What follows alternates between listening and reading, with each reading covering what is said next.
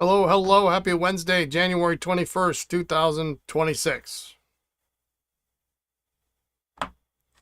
I am not combing my hair and brushing my teeth. No, sorry. I'm a little slow today. Hello, Hans. All right, that'll get me moving. I went to bed early last night, just before 10. I woke up at 2:30 and could not go back to sleep.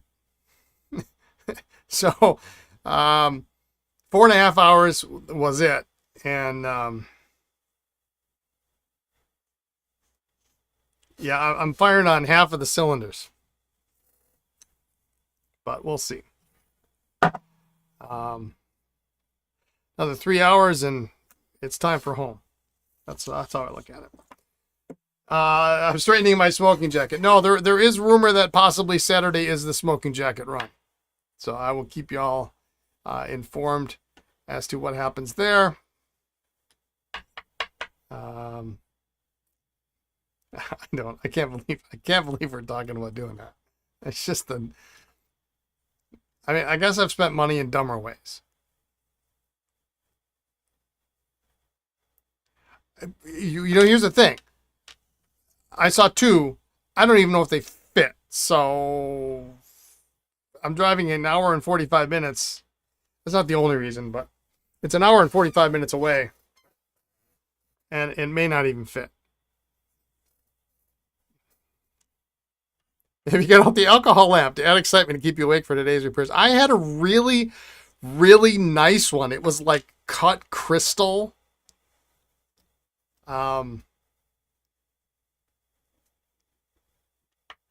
You have spent money more foolishly than a smoking jacket. I think I spent foolish money this morning. I am certain of it. I don't gamble, but sometimes I gamble on eBay. So we'll see what happens. I should do a smoking jacket episode road trip. Well, see, now I can't tell you all my hiding spots, though. I can't tell you all that. I know there are. I actually have. I have local people who are pen hunters who try to figure out where I go antique hunting. I mean, I don't mean to be competitive, but I've been going to these places for decades, some of them, and I'm not gonna. Maybe time to get that GPS tracker. I was supposed to get a phone call today. I had called. Just blur out the locations. Yeah, I don't know. Sometimes it's pretty easy to tell. I was supposed to get a call today. I had complained about my vehicle coming back from service after the accident. I said it was unsatisfactory. I was very polite, but I said it was like driving a 1975 pickup truck down the road. It was creaky and noisy and just an outright mess. And apparently the insurance company is dodging the dealership. And won't return their calls. Lisa called them like last week or 2 weeks ago, and she won't return Lisa's call. So they said, well, you know what? We're just going to bill them. They're waiting to get me a rental. They're going to get me a rental car for free. And they said, we're just going to bill them for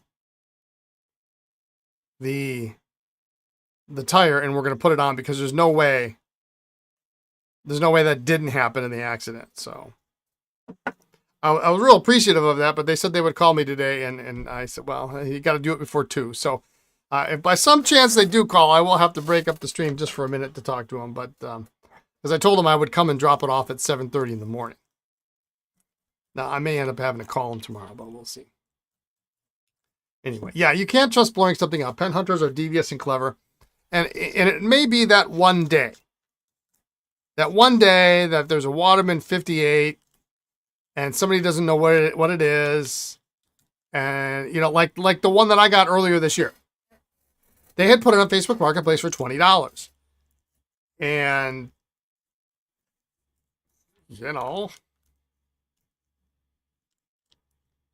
what are you going to do? Now, if it's in an antique mall and it's marked $20, it's fair game. But I don't need to tell people where to go hunt. So anyway. All right. What do we got today? Let's take a look at what we got.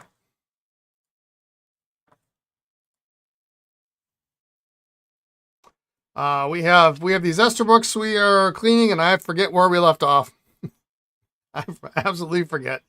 I need to find nibs for them. I think is where I left off. Reassemble. I think I've checked all the J bars. Yeah, we got to this far. So actually, you know what we're gonna do? We'll set those aside for now. There is one there's one pen noticeably missing from this tray. It is the large Moore L96 with the number 8 size nib. So it has been spoken for. So I have taken it out. I've bagged it up, and it is in my to go to Baltimore pen show pile, which I realize is something like 41 days away. But who's counting? Last night I did buy my plane tickets to Baltimore, so those are secured. I haven't actually gotten the hotel or my tickets to the show yet, so those might happen tonight. We'll see. But thankfully, somebody who is more appreciative of that pen than I wants it, so it is leaving here, so I can stop messing with it. And I did actually bring Allen wrenches for this adapter for my nib pliers, but I don't really need it now. So, but at some point I'll just find the right Allen wrench and we'll just keep it in there. So we've got 3 here that we can test. And then I have a very crazy selection of 3, 4, 5, 6, 7, 8 pens up next. Almost none of them are the same. And they're all over the range of the spectrum from third tier to interesting third tier to first tier makes. To modern, actually. But there were ones I picked out I thought might be good. I did a little desk cleaning today. Oh, that's terrible. We're not doing that. So we'll get to that later. But I want to get these. It might be too crazy for you. Yeah, like there's like 3 low second tier, third tier pens, but they have potential, and they've got 14 karat nibs. So maybe somebody wants that. Yes, interesting third tier. There are interesting third tier pens. There absolutely are. I used to have a small sub collection. This was 20 years ago of interesting third tier pens in cool plastics. Didn't care if they worked, but if it had a really different celluloid or different plastic that you wouldn't find on a first tier pen or second tier pen, it was interesting to me, and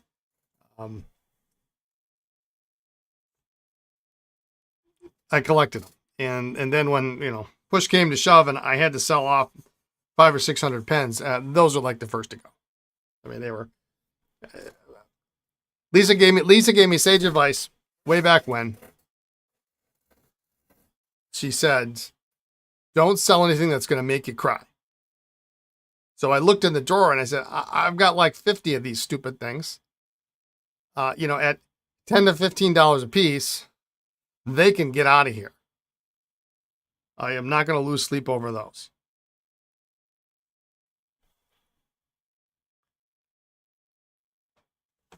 I don't think there was anything I got rid of I cried about for selling. I got rid of enough junk and that made the ends meet. All right, we're going to get these in. We're going to get the heat gun out. But yeah, I am, and it's just starting to hit me. My body is fried. I just couldn't sleep last night. My mind would not shut off. And I have this thing where, I don't know if any of you have this, where I'm having a conversation with somebody in my head and I'm rehearsing the order of what I want to say and how I want to say it. And I literally did it for 2 or 3 hours. And I'm finally like, dude, you gotta knock this stuff off. You gotta go to sleep. This is not that important. Mentmore Visit Inc. You know, I think I got a box for one of those somewhere. They have cool boxes.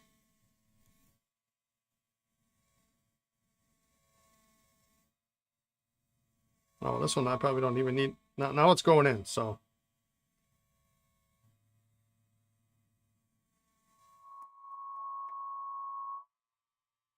This one's going to be fun to write with.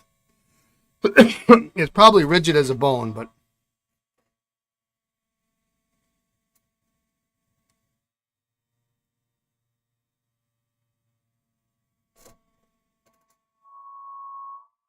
Well, and so the other thing too is it's cold here. It's the coldest week of the year, and I see Russell says it was -5 at 7:15. Yeah, it's not quite that cold.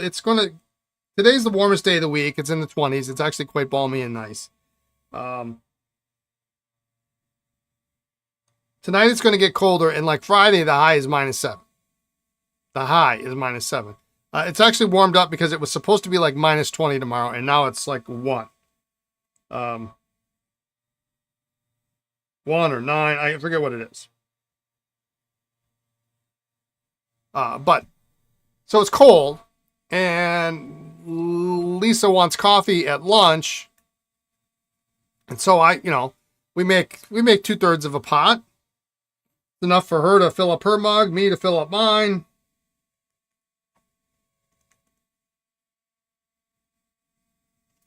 And then I took Lisa out to dinner last night. Because on Tuesdays, it's, by the time we're out of here, it's close to 7.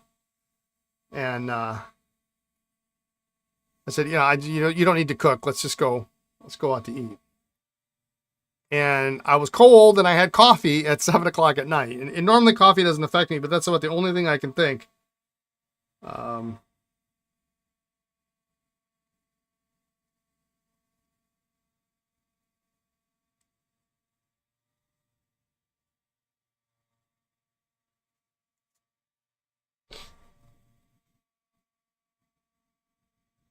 So.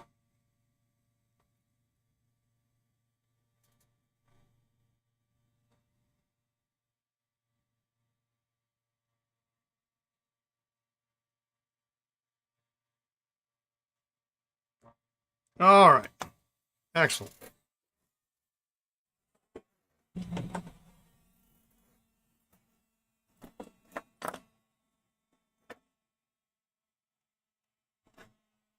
There might be a snowstorm here. It's pretty much the end of the world. Yeah, I would suppose. I mean, you guys, a little further down south, they don't really invest all the money in the equipment because it happens so infrequently. They just close everything up, right?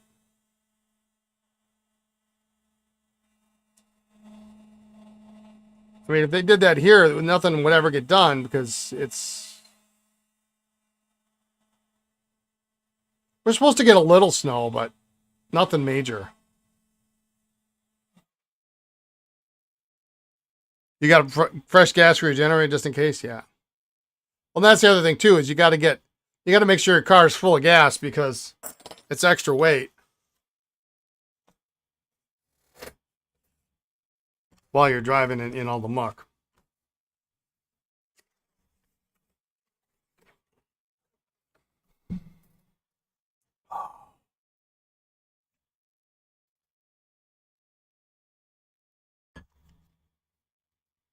I just need to get through Saturday morning. And I think Saturday it'll be clear, so I need a good antique hunting trip is what I need.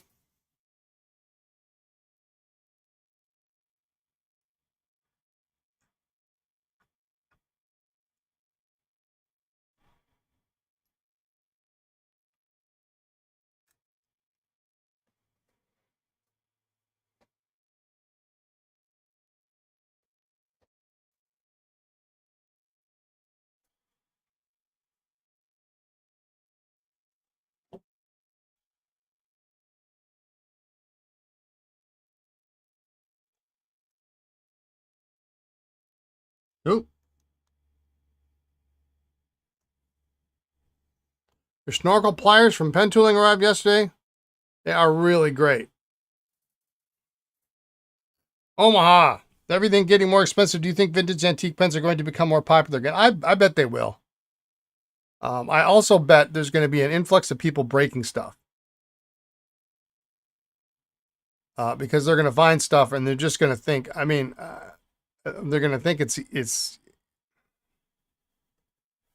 I had someone the other day ask if a Parker 51 Vacuumatic on my site would take cartridges.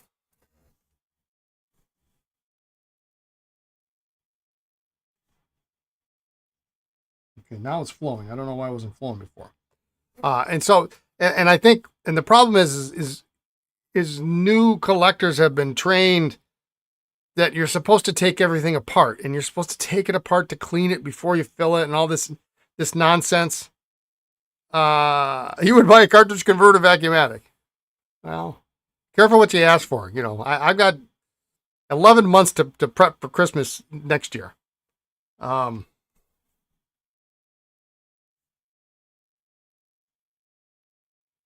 I just see so many new collectors. The first thing they do when they find a vintage pen is they see how far they can take it apart, whether or not it should be taken apart or not.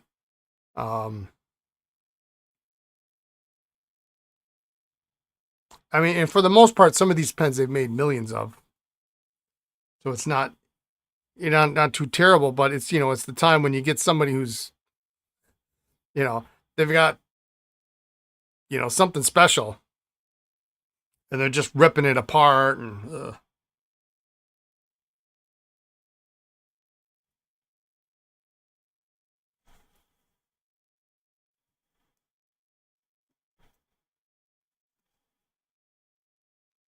I hope I guarantee the Esterbrook I restored for someone at my pen club last week will be broken by next month.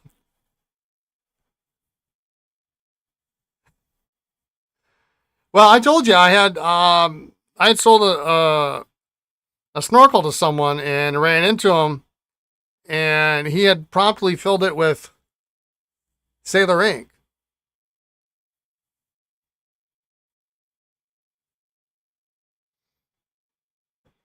So touchdown. I told him, I said, you got to get that ink out of there right away. And he's not a newbie. So I don't, I don't know.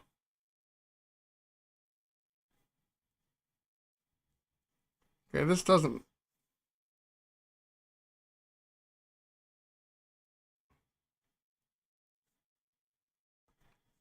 Why does this stop?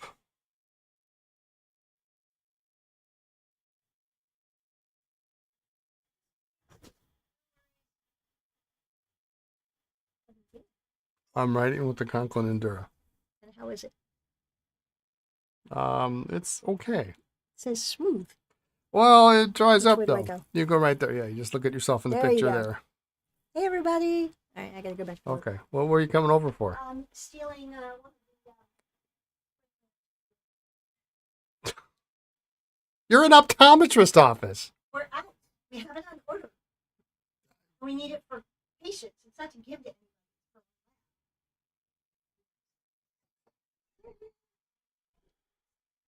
Hans says hi. Yes, Sailor ink does not play well with latex. I mean, it almost doesn't matter what it was. If it was Sailor ink, it's bad for the pen. You shouldn't put it in there,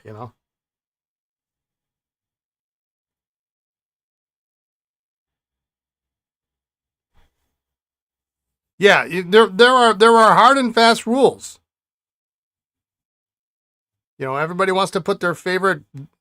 You put a Roshizuku in a pen with a latex sac, and it will be toast pronto. Sailor ink, toast. It's not that they're bad inks. They don't work. They're not good with latex, and they will melt the sac. And people just think, well, Brian says Waterman. Parker. Surely he doesn't know what he's talking about.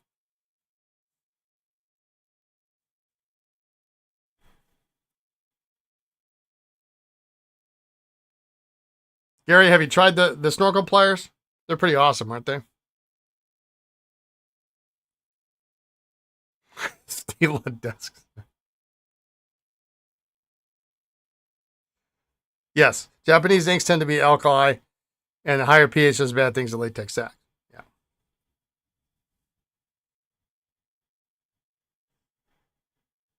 So I'm a little worried about this and this.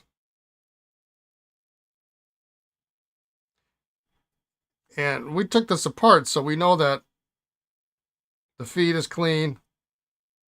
It's set right.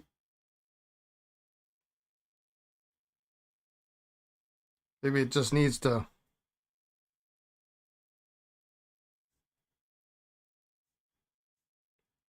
Maybe it just needs to get wet. I mean, it's super smooth. It's really a nice. You got an eBay lot coming with a number of snorkels. Can't wait to try them. Yeah, they're fun. They're fun. Plain water. Joe Kuro's fine, right? Yeah, pretty easy to deal with what everyone says. Yeah, it's perfect. It's perfect. And actually what you do, plain water, is you take the Cho Kuro and you get some mica particles. And you dump them in, like, 1:6 ratio. Silver probably is the coolest option. And that'll really do it up. Okay, this seems to be writing better. I think it was just it's such a huge feed. It's really, yeah, will do. Report back, please. News at 10. Well, that's nice. I don't need this, do I? I don't need this. God, look at that. Massive. That is so beautiful. Just beautiful color. It's got a little bit of the honey ambering, but it's really, really very good. Very good. It's firm. It's big. How does it cap? It caps pretty good.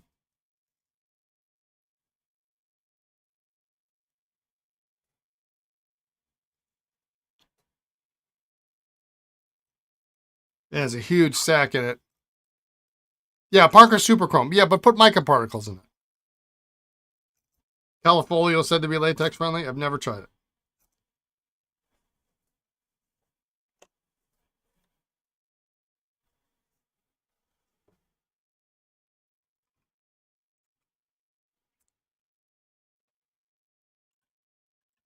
Wow.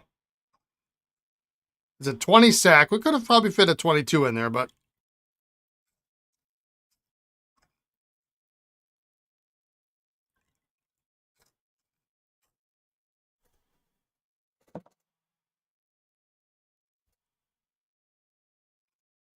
I think this is a better choice.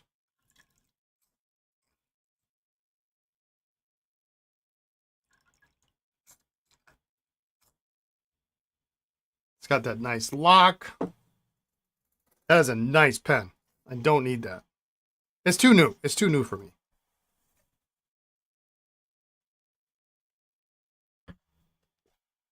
I don't want any Conklin that is newer than 100 years old.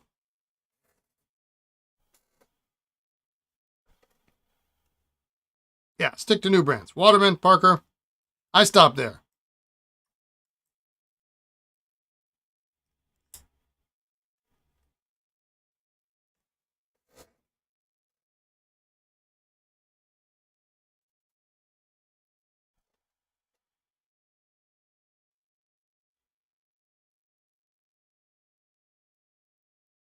Okay, so this is a Manaflex.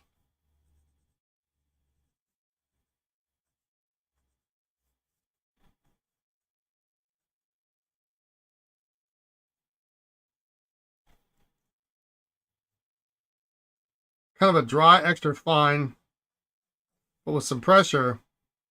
And look at this hairline. I mean, you can almost.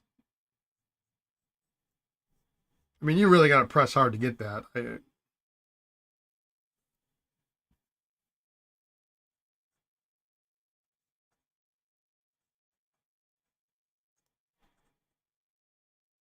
I guess if you wrote really slow.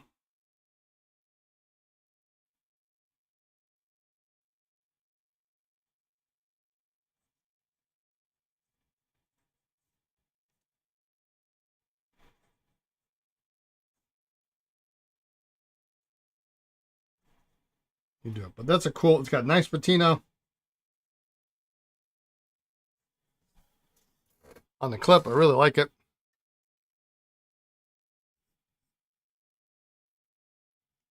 A little bit of schmutz on there, we'll polish off. I like the stripe levers to match the rest of the trim. It fills nicely. You've got 3 old Conklin hard rubber pens in the way. Your first ones will make a nice addition to your hard rubber pen collection. Damn, 3 of them. Jealous.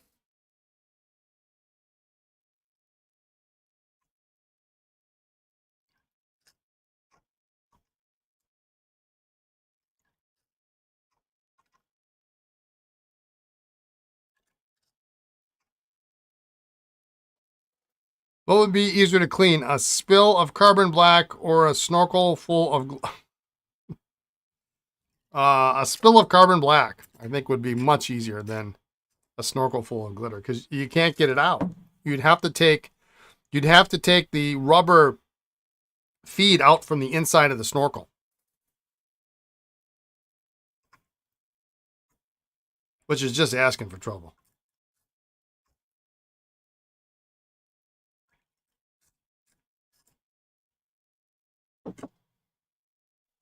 That's a cool pen. We're gonna have some nice mores in the catalog. I'll have to pull that L92 out. We got a Junior and 94A and this. I guess that's it. L96 is spoken for.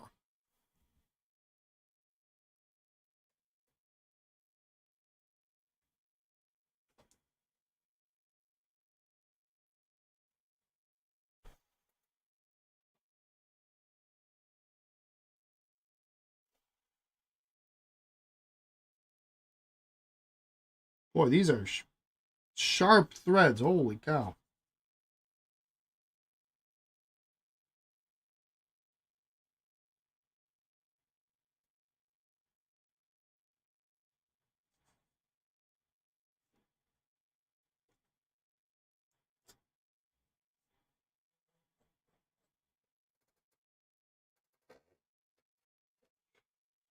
It's kind of a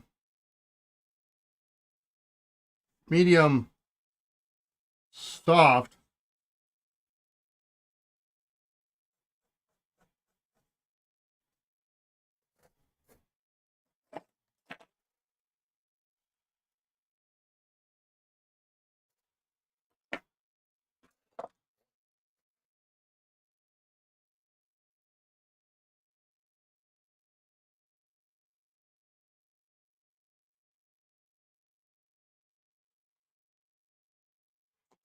But it's not a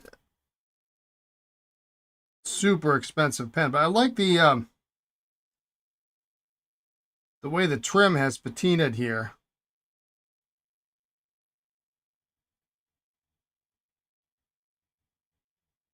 And the silver on black looks really nice.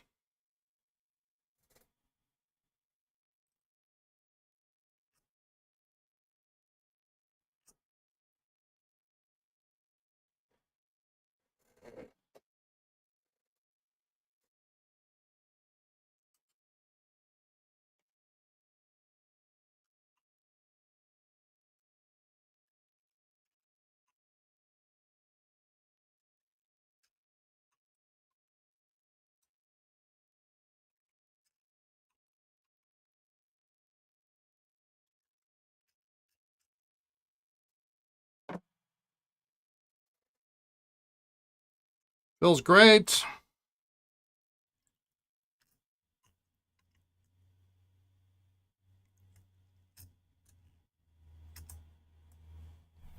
Those 3 are ready to go.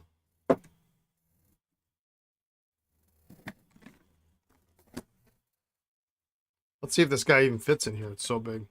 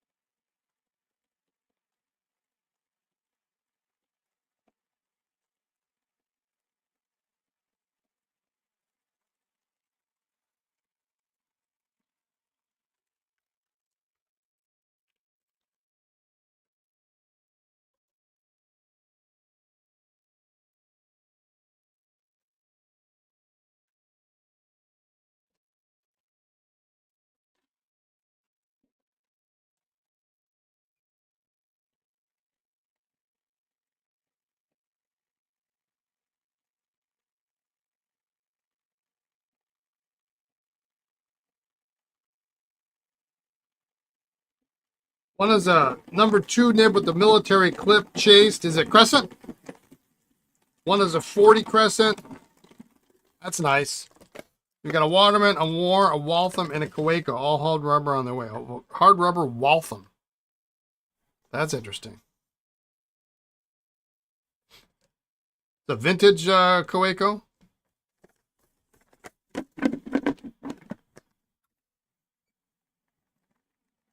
I don't normally do German pens or European pens.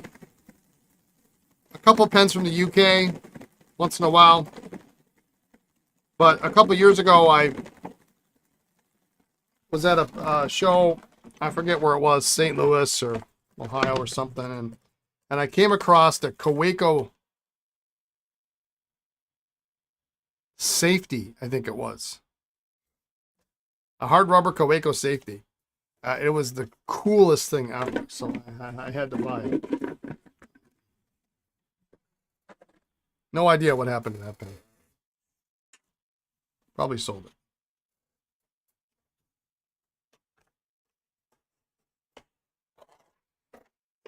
Or was it a piston? No, it was a safety. I think it was a safety. It's like literally the only Kaweco I own. Or owned at the time. Alright, those are good. I like those. Those are all from the same collection, so that was kind of nice that I got some good pieces out of that. There were a lot of pieces that were kind of challenging. All right. I think what I'm going to do here is I'm going to put these sections in.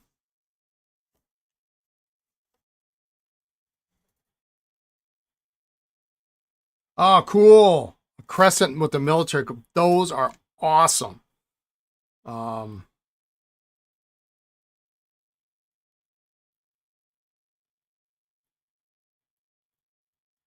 That's a find. That's a really good find. It's probably a 2NL or something like that. I'm guessing.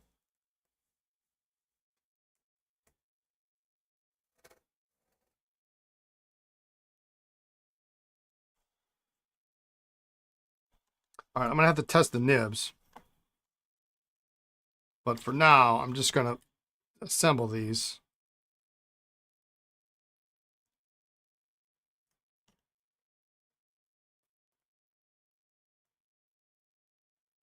Oh, I'm totally jealous. A crescent and a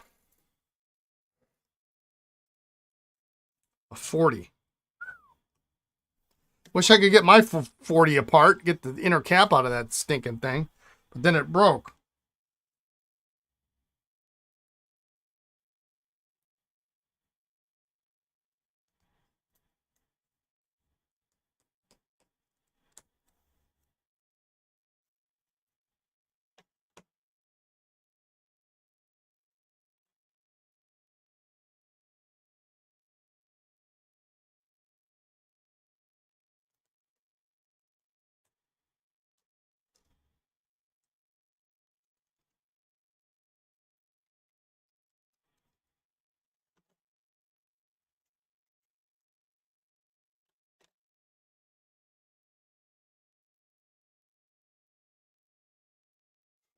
This ridiculous sack that I dug out of the garbage. You should probably have one Conklin of significance in my collection someday. Well, I mean, you know, that Endura is pretty nice.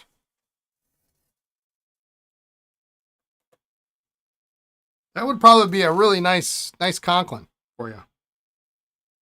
You want me to put that on the pile with the more?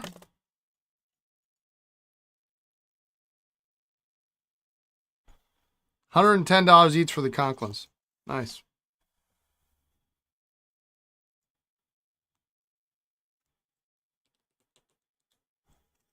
No room in your pen case. Sorry. You need a bigger pen case. I can help with that. You know what you need are some slaughter boxes.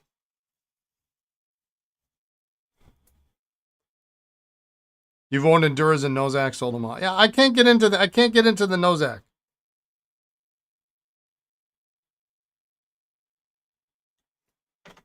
It's not my thing.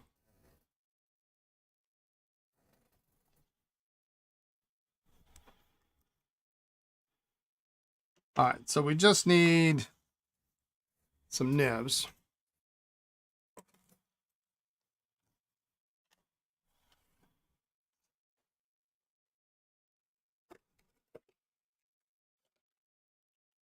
All head stub nibs, neat stuff, but not your thing either. Yeah. Yeah, I really want a big crescent.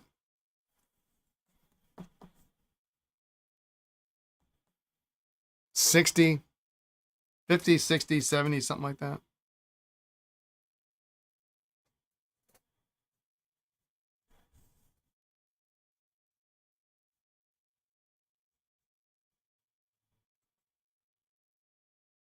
That'll work.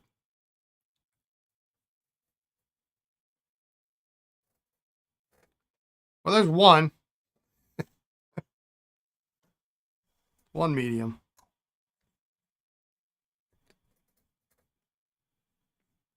Yeah, what is now? I have heard that like some of the sizing for some of the early crescents are quite varied, and there are some 7s that are larger than 8s.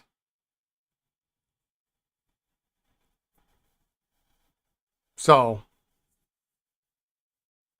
I would love to see a 7, like I don't know if there's a 70 and an 80, or if it's like a 7NL and an 80 or whatever it is, you know. But I would love to see one in person, you know. All right. J bars are good. There's crusty crap on all of the sections, if not sacks, or crusty crap in the barrel, or both. I got to put nibs on these, and was I supposed to indicate if it had something in the sack or not? I can't remember what you said.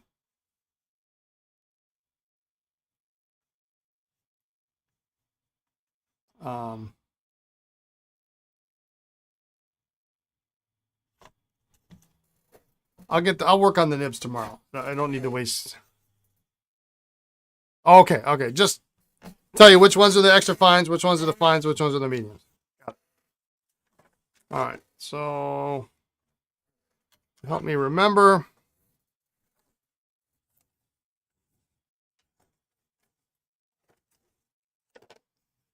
That's my notes.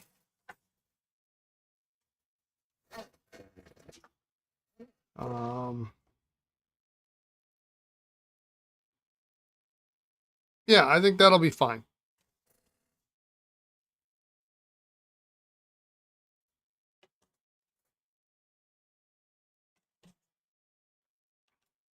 Just double check the clips.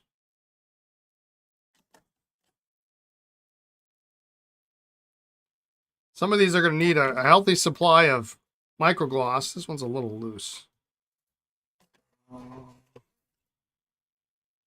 Let's see if I got a different cap for that one.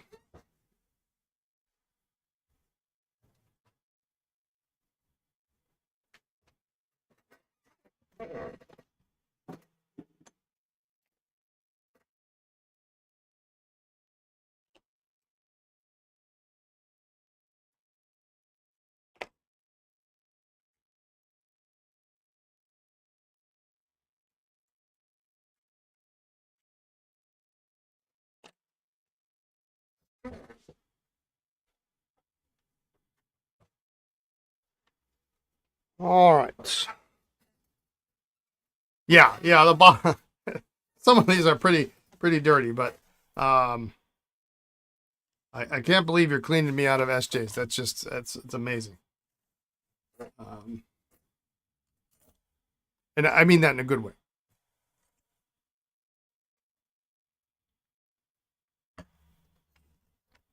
Okay. I don't upset. No, I don't. I'm not upset about it at all. I'm glad I had them, actually. You know, and this is for me. This is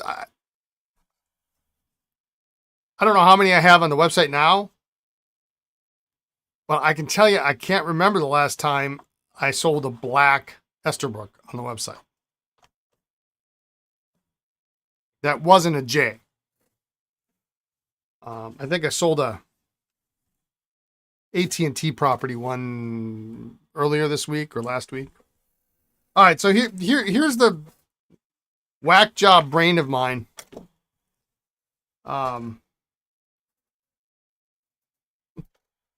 This is such a stupid lot. Speaking of German pens, I've got some weird German piston filler, universal, made in Berlin.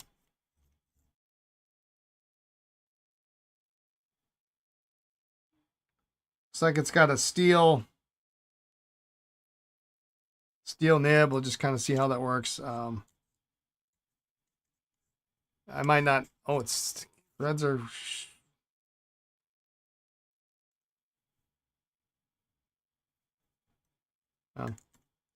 We'll see how that works. What do we got here? We got a Lapis dual fold senior with some weird abomination of a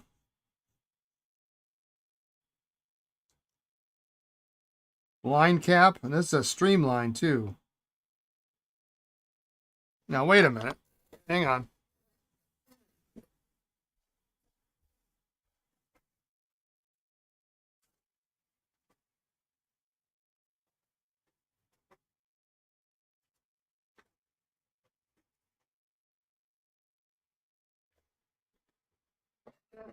This is maybe where this guy is going to come into play here.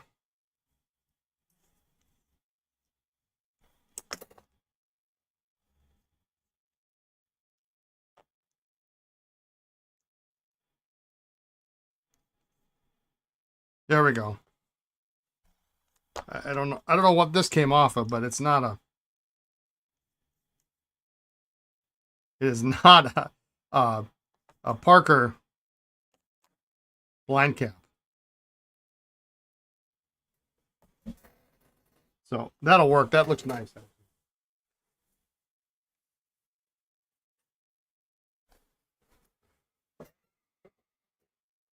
Is one clip better than the other now that I threw it away? This is... Well, so the problem is I can't get that clip off the other one. I'm afraid doing so will break the cap. This isn't too bad. It's got, it's got your classic, a little bit of brassing on the ball. But otherwise, it's pretty nice.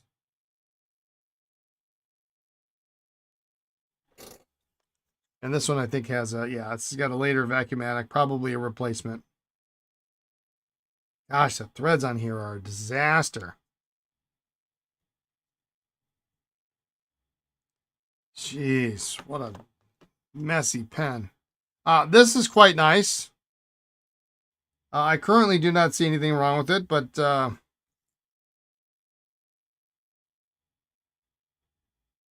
Canadian nib looks kind of stubbish. Canadian imprint, so we got a Canadian senior streamlined in burgundy marble. And then just because, why not? I kind of like these diamond points. This is really a new diamond point. They got cool nibs. Little ink view window. They post nicely. Nib's a little borked up, and they got cool feed too. Nib's a little borked up, but maybe we can, if we can, let's just attack that now.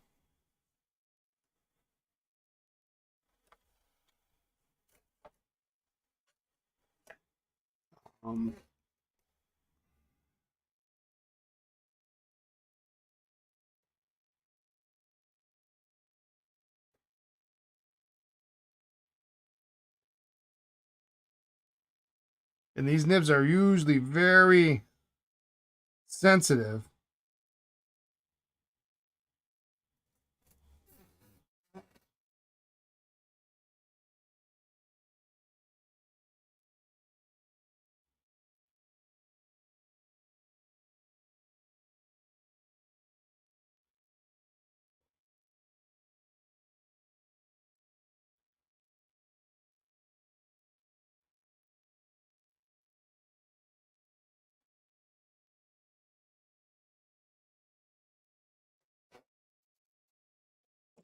I can't get it straight, then we're just not even going to bother with the rest of it.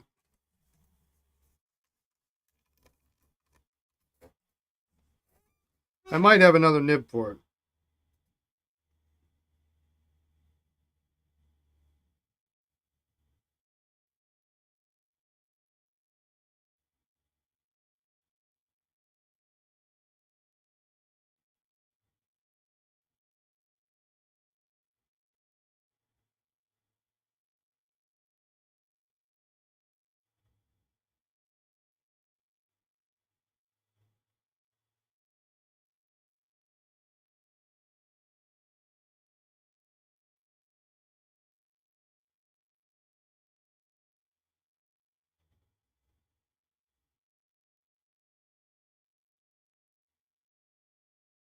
It's a new Diamond Deluxe.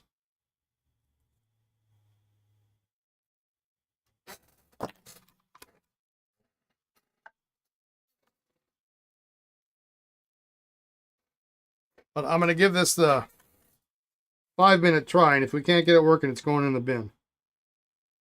It's a steel nib.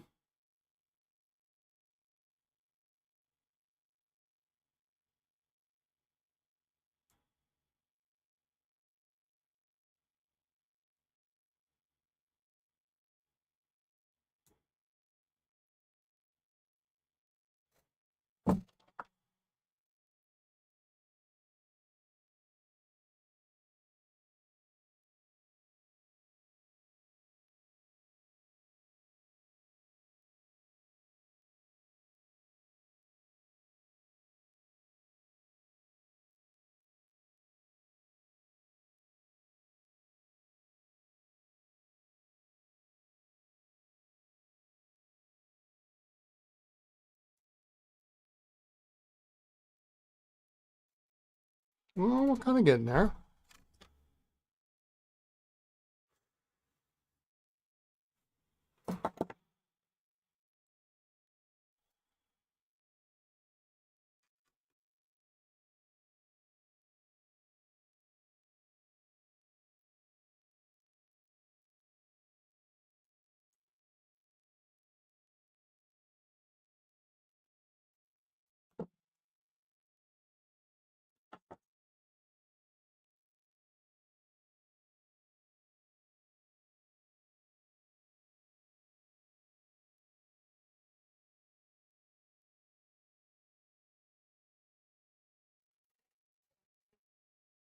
It's almost right, but it's not quite right.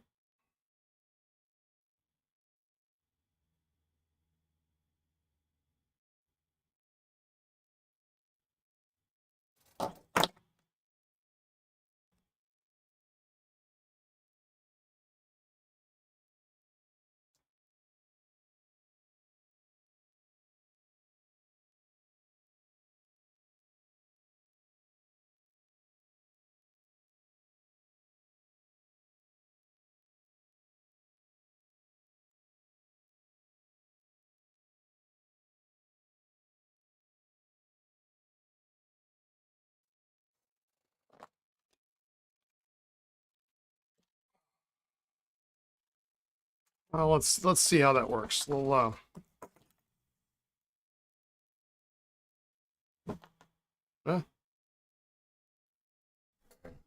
dip it in some ink, and we'll see if that's acceptable.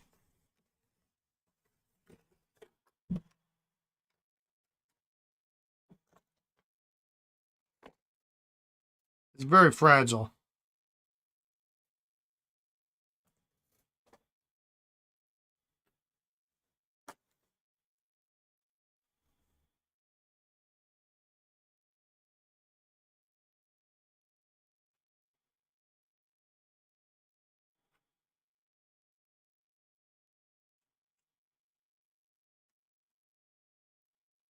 It's very awful, is what it is.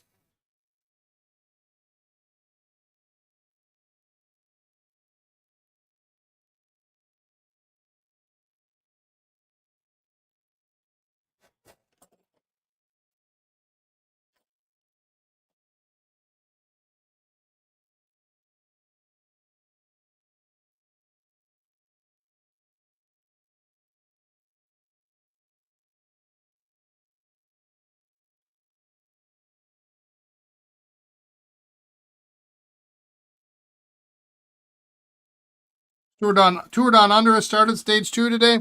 Yeah, I got my timeline all screwed up because I think didn't the women's race start last weekend or a week ago?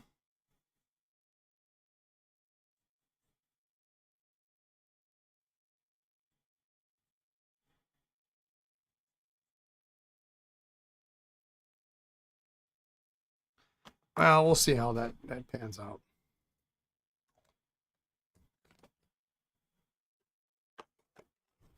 I should see what channel that's on and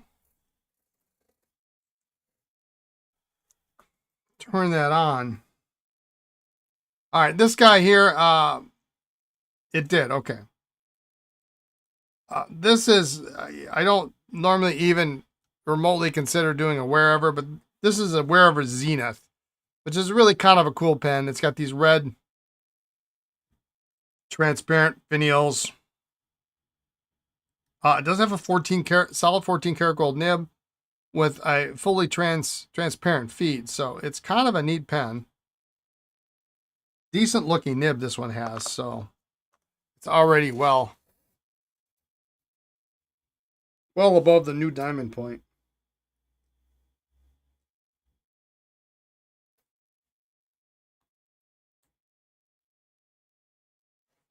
It's got a nice, so I'm going to take out, nice imprint on it. And this one, normally I don't do these either because they're kind of rough like this one kind of is, but maybe we can do something about that. This is an Eagle, which has an Eagle marked 14 karat gold nib.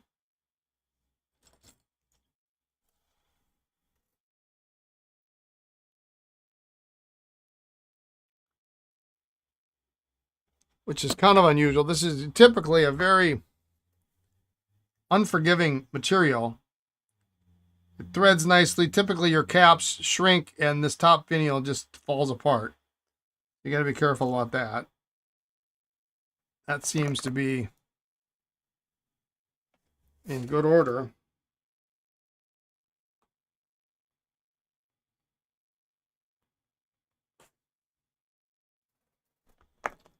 So that comes out. And then there's this weird thing.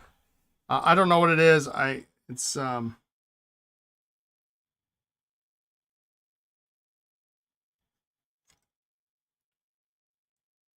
Creeks and Creek. Oh, it's got kind of a decent looking two-tone steel nib. Cartridge converter filler. It's kind of seriously ugly. This weird short barrel. I don't know if it's going to take a converter or not. Actually, we should see if I got a converter that'll fit.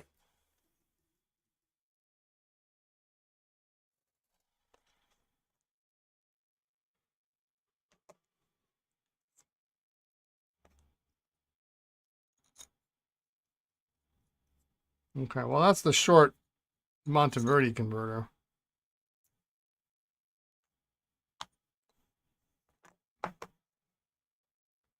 Well, that seems like an interesting enough pen that somebody might want that.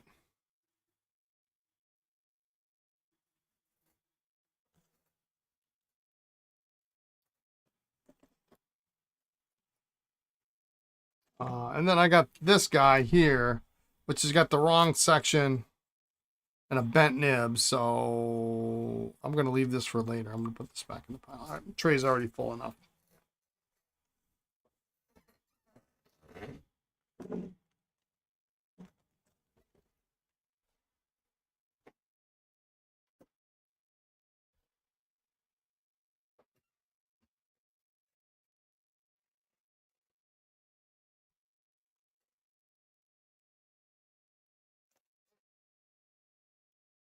Random tangent. Did you sell the 110th anniversary Sailor? I did. I sold it yesterday. Well, this is a button filler. I don't know why I was thinking this was a piston. Yeah, the Shirogane sold. And it was funny because I didn't even see it sell. He's just like, oh. And I took it over to FedEx this morning pronto. I got it in a box, wrapped it up all nice. am I doing?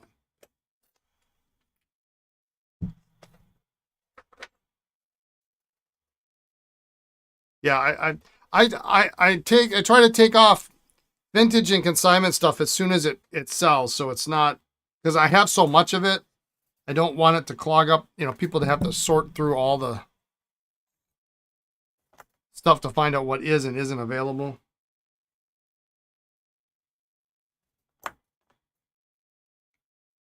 Whether that's a good policy or not, sometimes I flip flop on that, but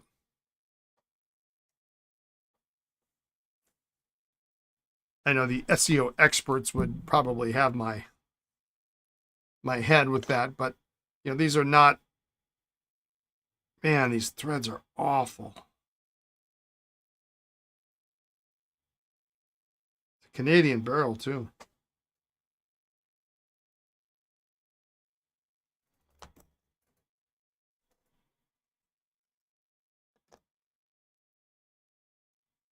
Actually,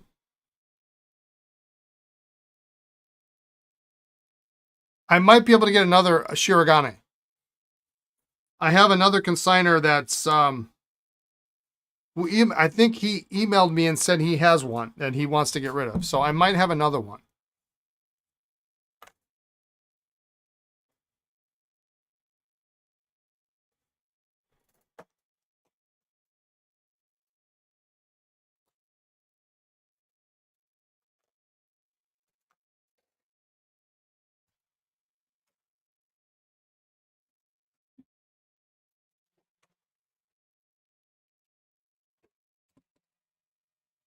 I can send him an email later today. He actually sent me pictures yesterday of, yeah, if you want to send me the info, we can confirm. I don't want to go through a lot of hassle to get something if it's the same guy, but he had just sent me some pictures of some new consignment pens he's going to send. Really, really nice stuff. Oh my God.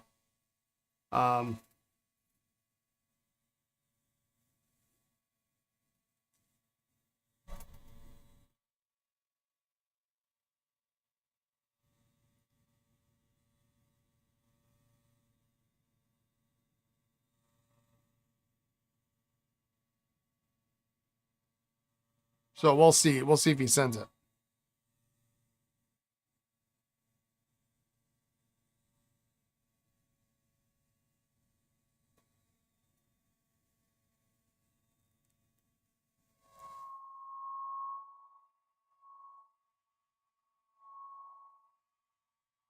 But I can ask him about another Shirogane.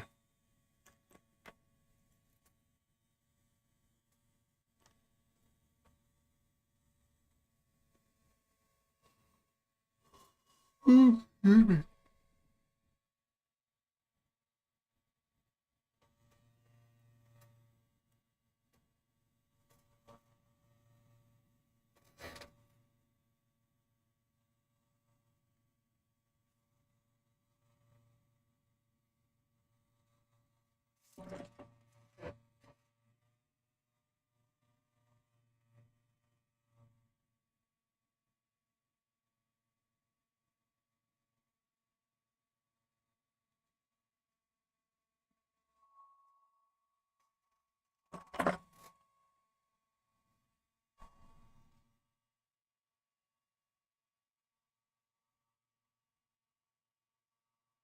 This has got all sorts of shellac or something on the threads.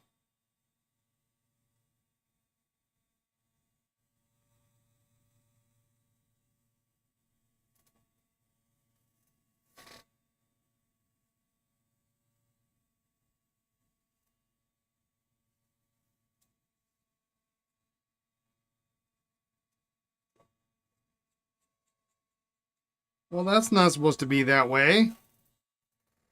It's not supposed to be threaded.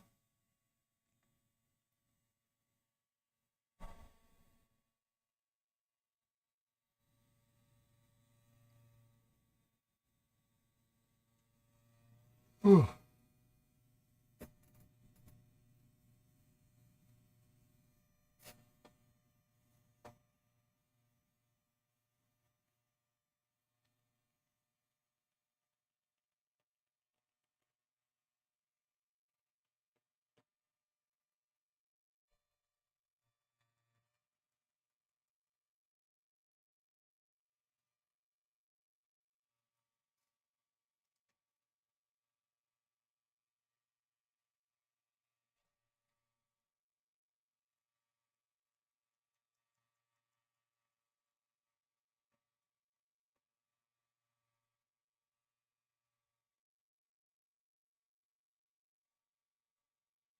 I used to have many years ago, I had a website that allowed me to hide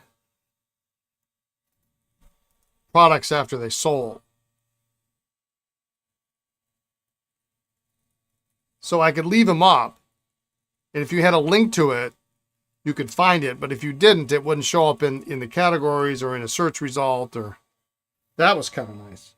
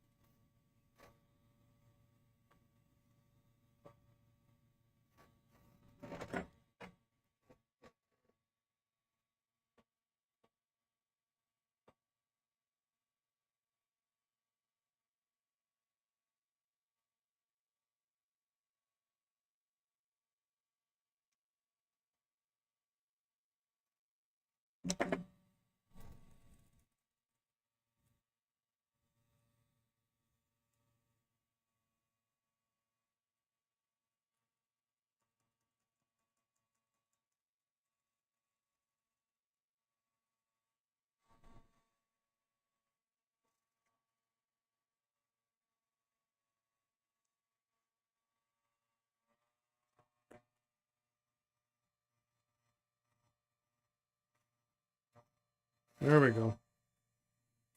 Almost didn't think that was going to come open.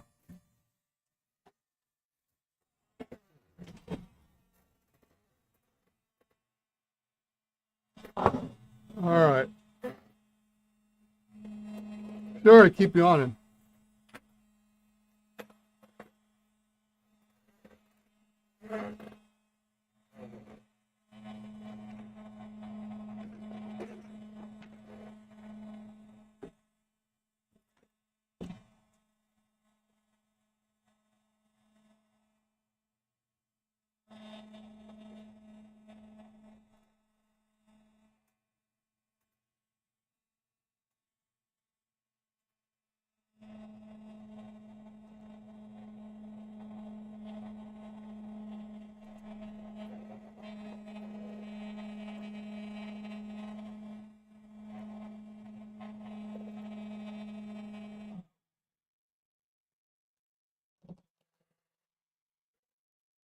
Gotta grab a pen. I'll be right back.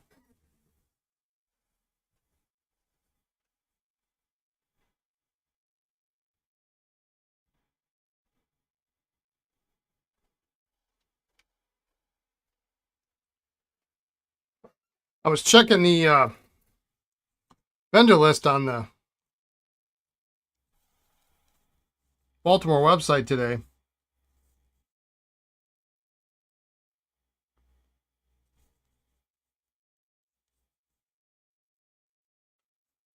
We run out of ink. Was hoping to see Lee Taz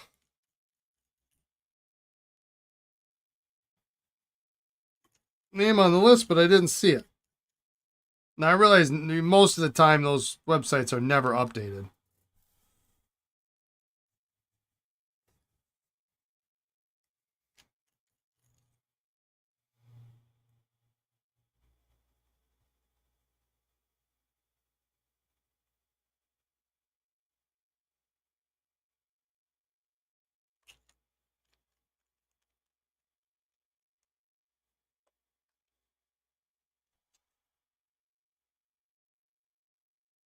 But I've got a 75. He really needs to.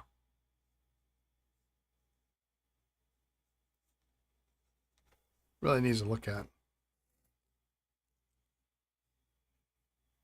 You think Lee Chait was with him last time you saw him in Baltimore? I think I'm going to bring it just in case.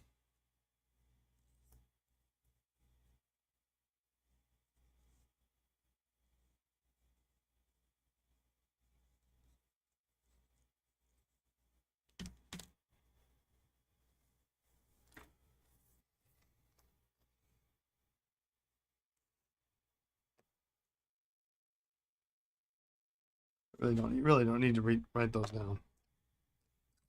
Pretty obvious what all these are.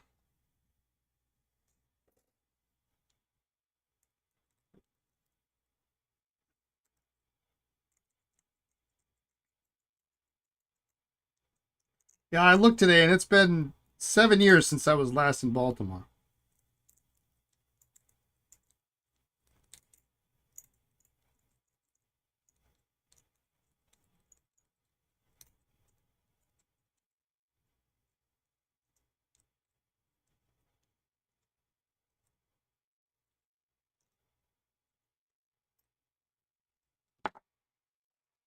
And I'm debating whether or not I need to buy this VIP pass that they're offering for $75 as opposed to the traditional 3-day pass for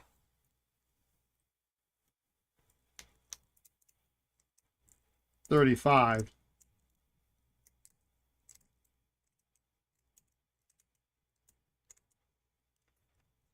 If anybody has opinions on that.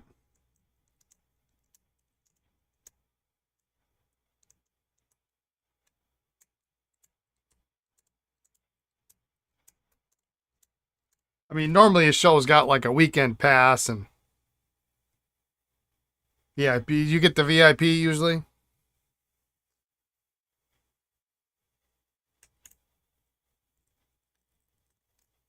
I mean, that's steep.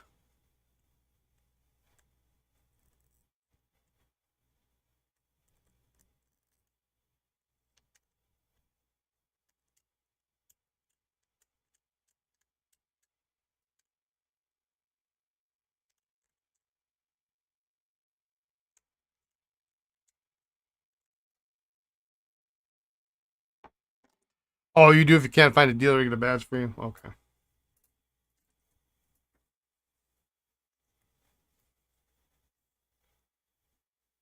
Well, there's my answer. Hey, just a quick drop in to say hi. Got to get back to work. Happy repairing. All right, sounds good, Drew.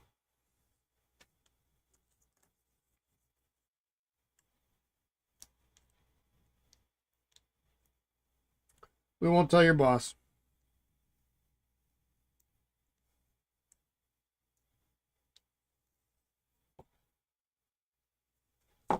I'm not sold on this new diamond point, so we'll see what that ends up being. You usually help Martin load, unload, and set up, so he gets you a badge. Oh, okay. Cheers.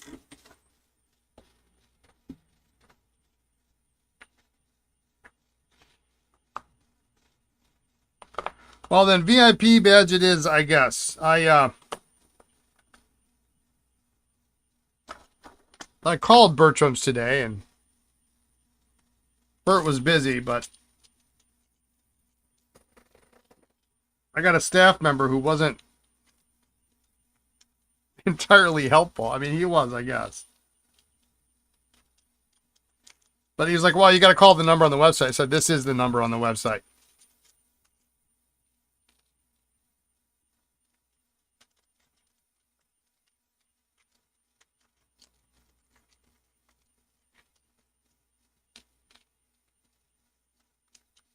I guess it's usually that, like, if there's a weekend pass, it just includes the early admission.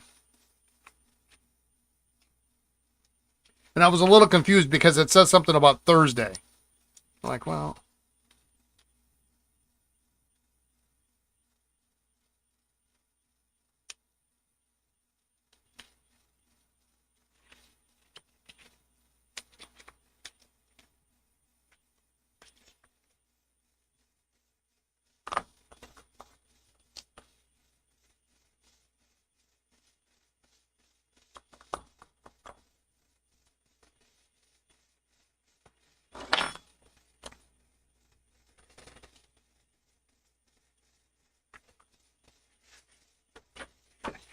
You'd buy the VIP pass if you were me.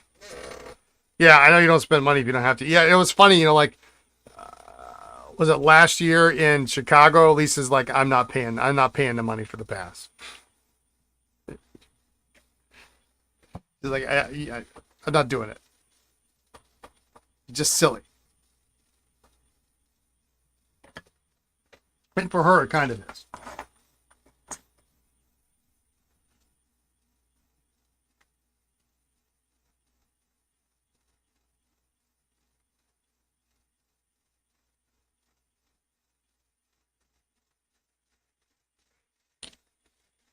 I'm going to look at this with my...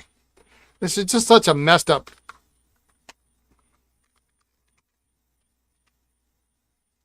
set of threads here. And there's like stuff in it, which... Oh, son of a... You've got to be kidding me.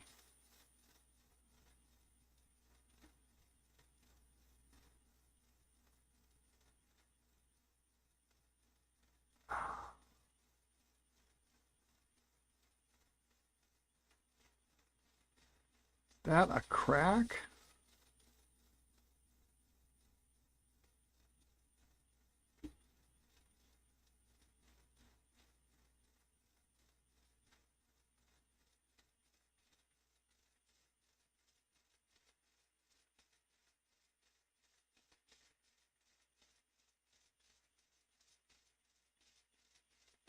Yeah, I mean, $75 is a lot of money. That's a good pen.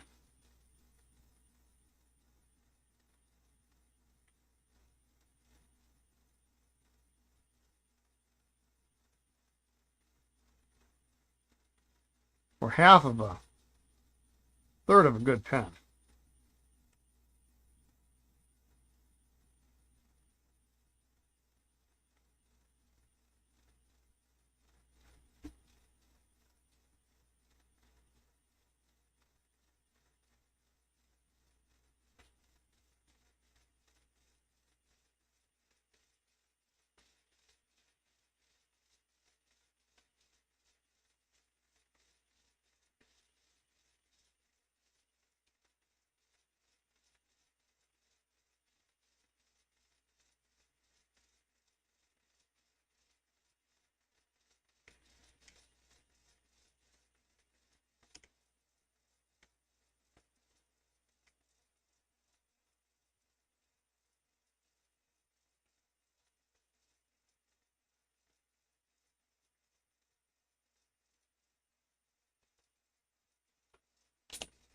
Smart need 2 helpers?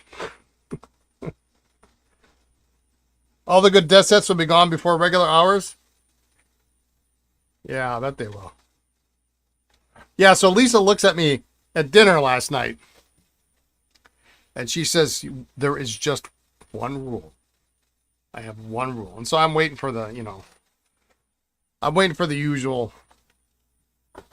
thing or whatever, And she's like, absolutely no desk sets.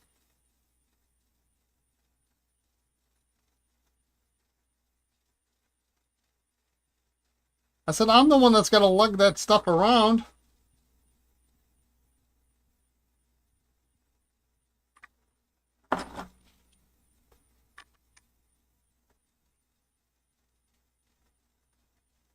It says it is not the goal of the company to sell stuff.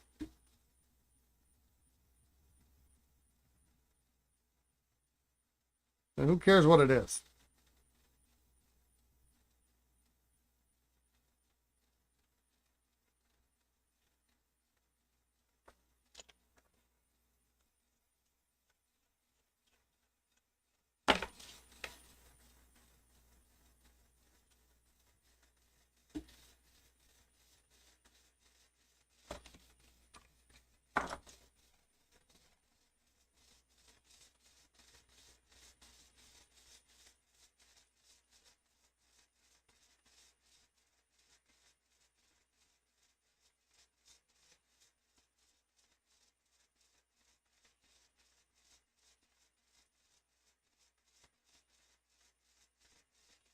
Yeah, I guess it's just a scratch. Boy, it's just ugly. Whatever they did here, it's just... Yeah. There's no death sets. I think if I bought stuff and you took it home and gave it to me in Chicago as a gift, I think that would be like worse. Then she'd be mad at you, and I don't want that to happen.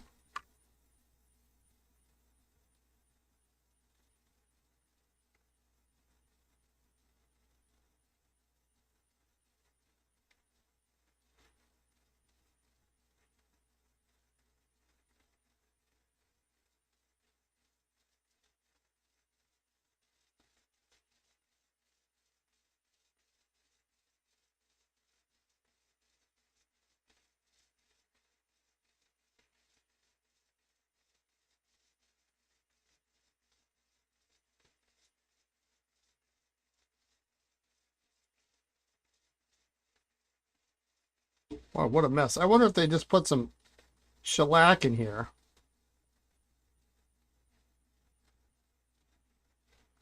To build up these threads or something. Yeah, then your life would be at risk. Okay, so that's better.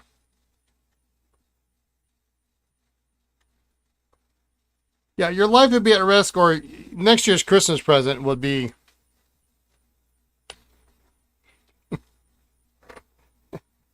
asking for it.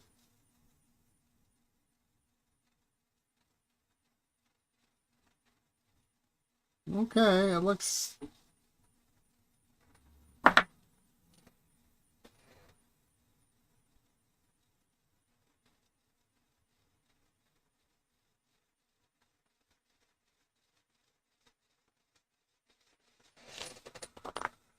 Okay.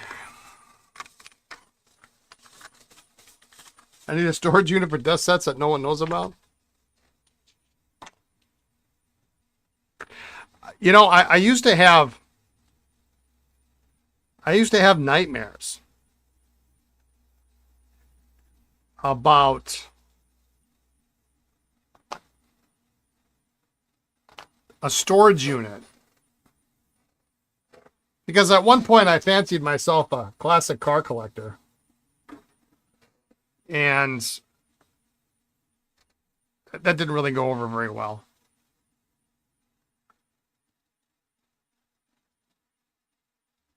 But I had to store my cars in different,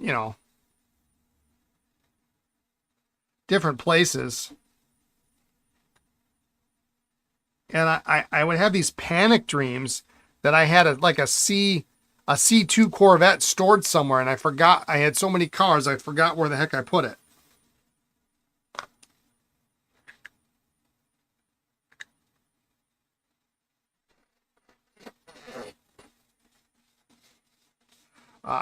Spoiler alert, I never had a C2 Corvette, but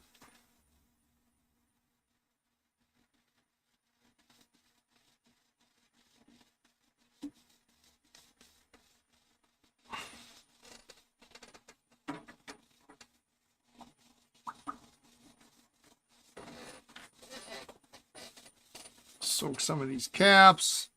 These eagle caps you got to be careful of. So you don't want water in them for very long.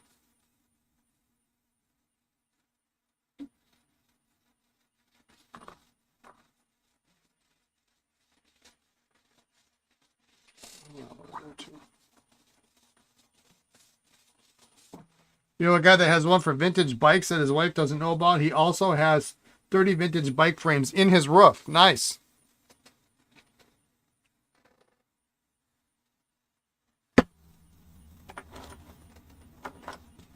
Everything I have is hidden in plain sight.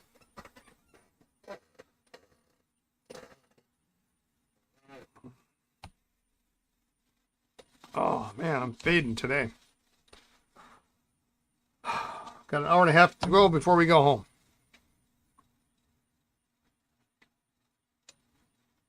I collected bikes for a while, too.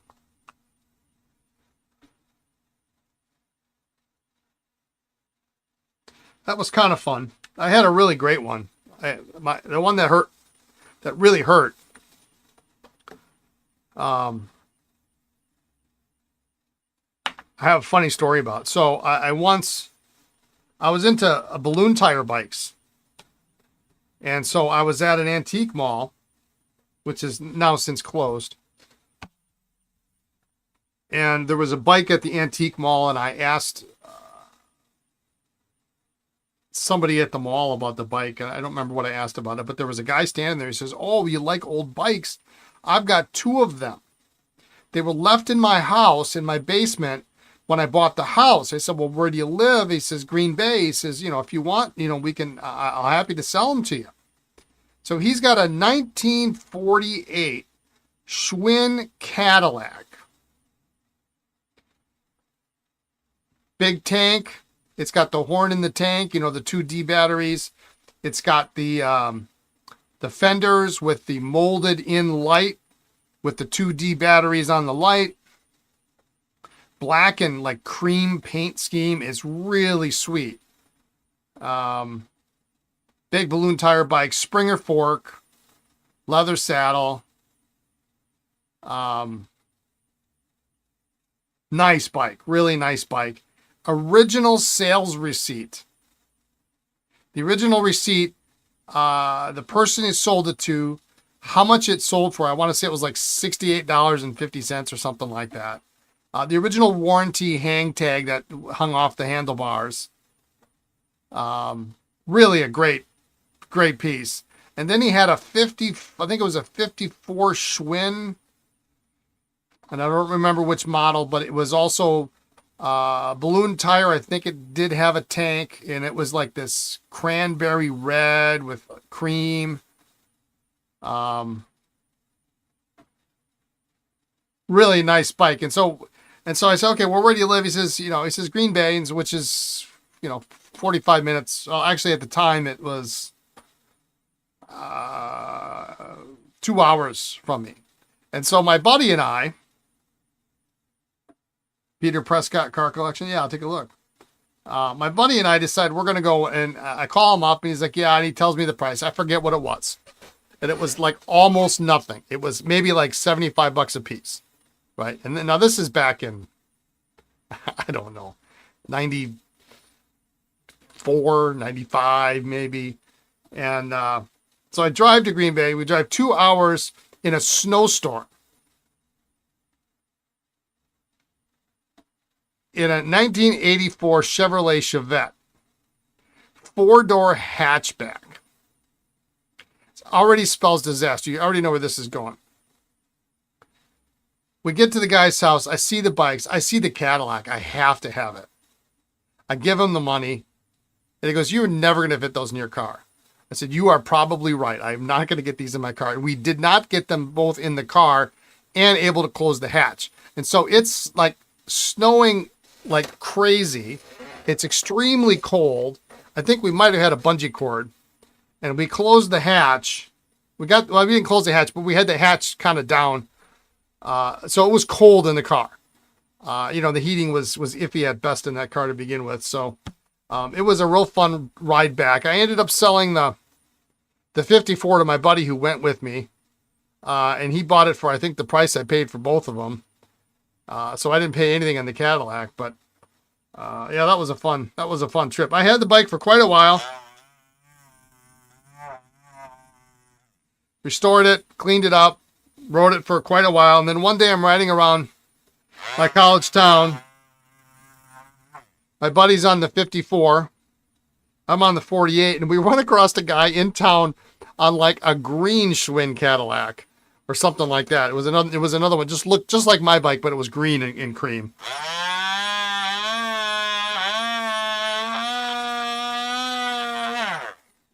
It was really awesome. Start of each season, you have an all sorts ride for vintage bikes. It's amazing, the vintage bikes and bike stuff that people turn up with. Neat.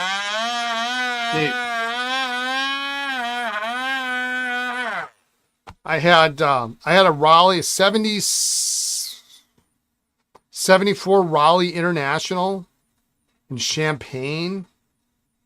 Nervex lugs. I completely outfitted it in Campagnolo Nuovo record. Including the brakes, because the brakes originally were Weinmann brakes, and although the Weinmann levers were cool because they were slotted, But I got new old stock levers with white gum hoods, which was really, really sweet. New old stock brake lines, brake cables.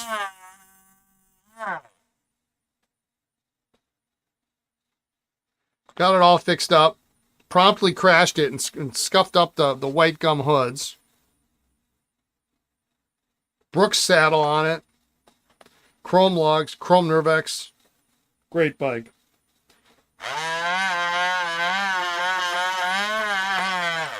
One of the owners of the company I worked for gave it to a friend of mine at the same company, and he's like, it's too big for me. It'd be your size. So he just gave it to me. It was really cool.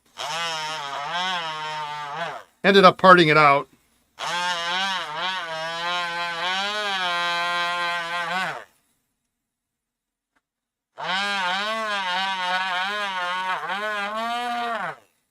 Had a Batechia, however you pronounce that. I had one of those.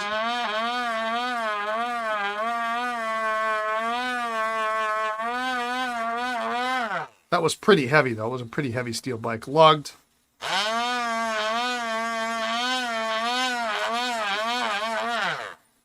It was that orange color, you know, trying to go off the Mercs thing.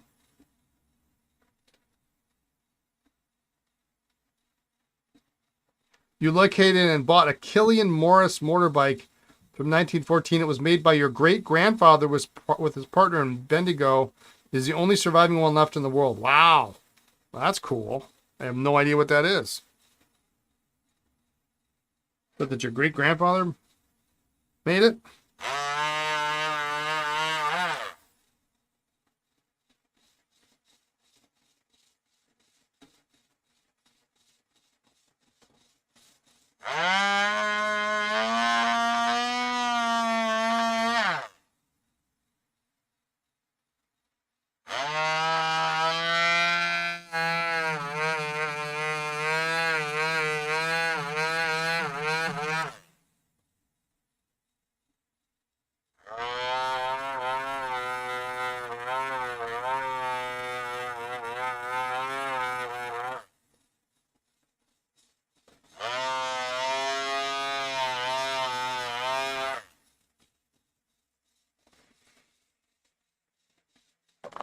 Yeah, I had a lot of cool bikes. The Raleigh, I think the Raleigh and the Cadillac hurt the most when I had to sell those. I even had speed plays on the Raleigh. Down tube shifters. It was what was it, 5-speed, maybe?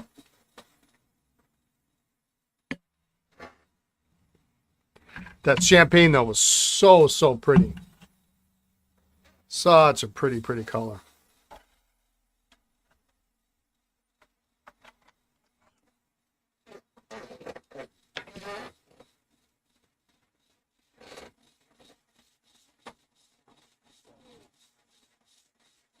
When we were on a road trip this summer, we went to go buy those Esterbrook, that pen collection. There happened to be, you would love to have an old Colnago. So yeah, that's exactly where I'm going. There happened to be a listing on Facebook Marketplace because you could tell where I was at in the area I was going to be at for an old Colnago in my size. I think it was a Colnago Mexico. Full campy, of course.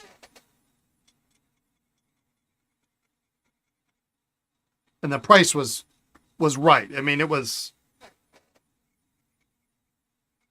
I don't remember, $500 maybe. And to my surprise, Lisa actually said, well, if you want, we can stop. I said, we are not stopping. Was it Mexico or was it an Arabesque? I really want the Arabesque is what I want, but that's just asking for a little much. Like, I didn't want to stop because if I stopped, I'd want to buy it.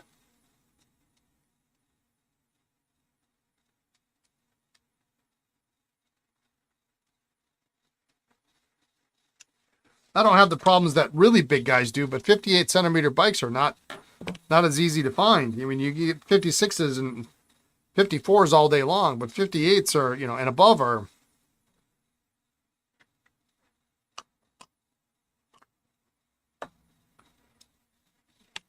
a lot tougher. I don't know why I'm doing all the work on this pen, because I got a feeling I'm not going to. It's going to be the cleanest, nicest junk pen in my bin.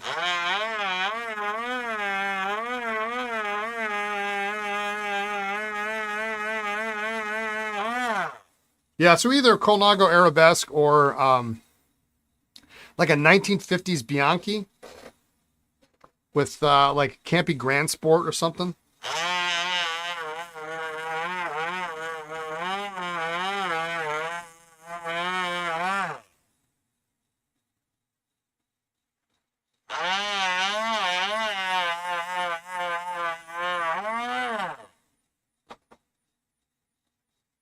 But I mean, what do I need that stuff for? I don't ride my good bike outside anymore.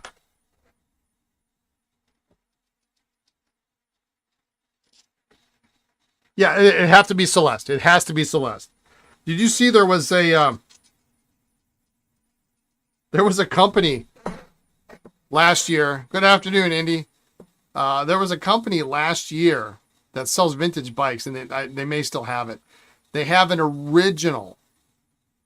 Not a copy, not a celebration of, made in the likeness of kind of thing. An original Fausto Coppi ridden Bianchi,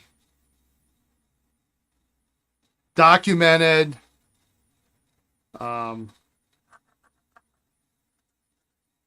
I can't remember if it was a training bike or a race bike. I mean, they didn't really have a lot of multiple bikes at the time, but yeah, they had an original Coppi bike.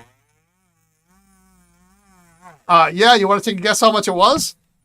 If memory serves, how many dollar signs you got there? 1, 2, 3, 4. It wasn't seven figures.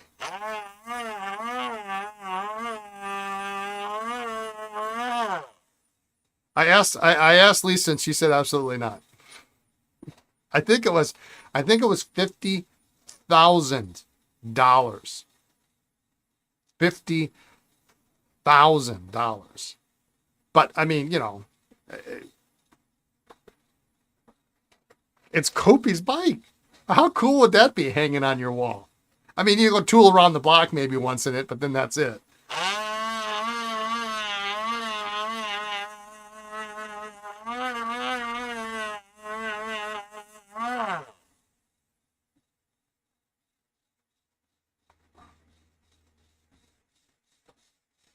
That's a bargain compared to so many other pieces of sports memorabilia. Yeah.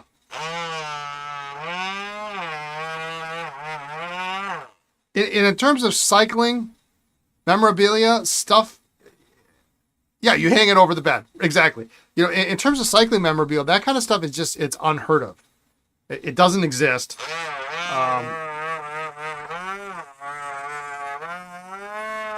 You can look all day long, you won't find any. Or you have no way to prove it is what it is. I mean, okay, yeah, well, this is the type of bike that Monnier rode when he rode in the, when he won the 34 Tour de France or something. But, yeah, I mean, stuff with provenance.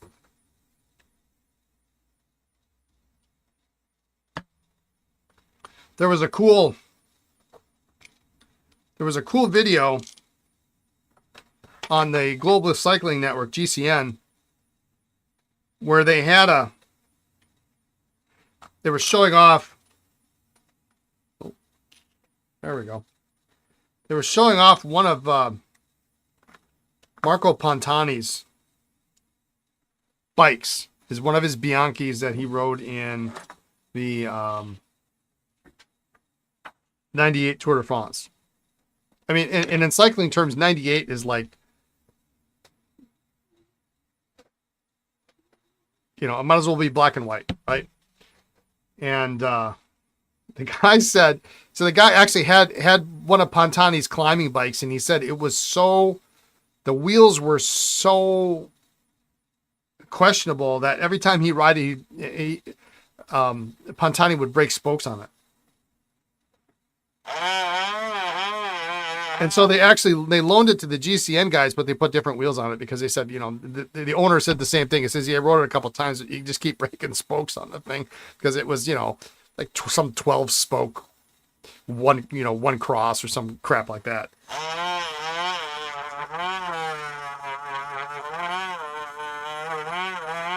But it weighed next to nothing. And Pantani was this like small guy.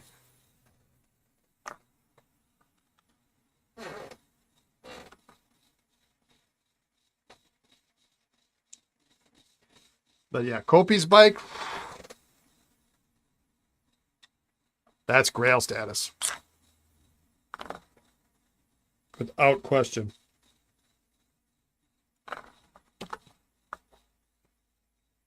And so half of you are going, what the hell is he talking about? I have no idea who these people are. Russell says, I had set aside a few vintage pens that you bought that need parts, repairs done that you had bought. Looks like you'll be ordering 2 sacks in a J-bar. All right. Get the order in. We'll get it in tomorrow. Get it out tomorrow. Ink shipments are probably going to be delayed a little bit. Let's take a look at the weather. Until next week.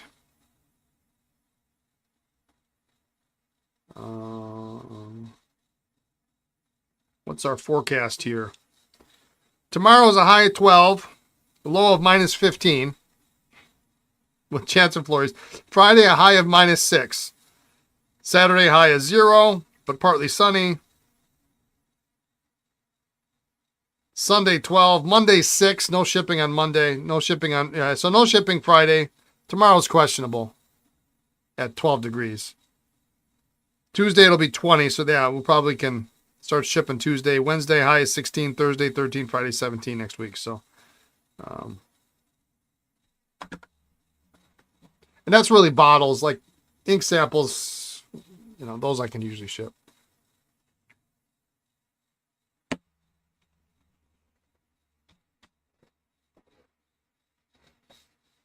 But and I haven't checked. Somebody's going to pay $50,000 for that bike. Somebody will. No question about it.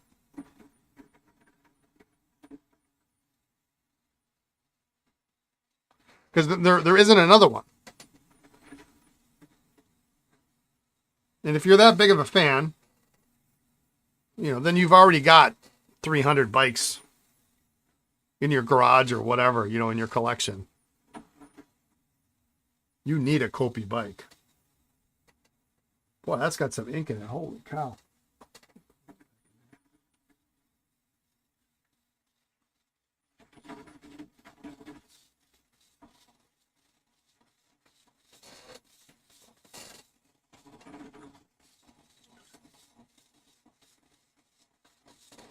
Oh.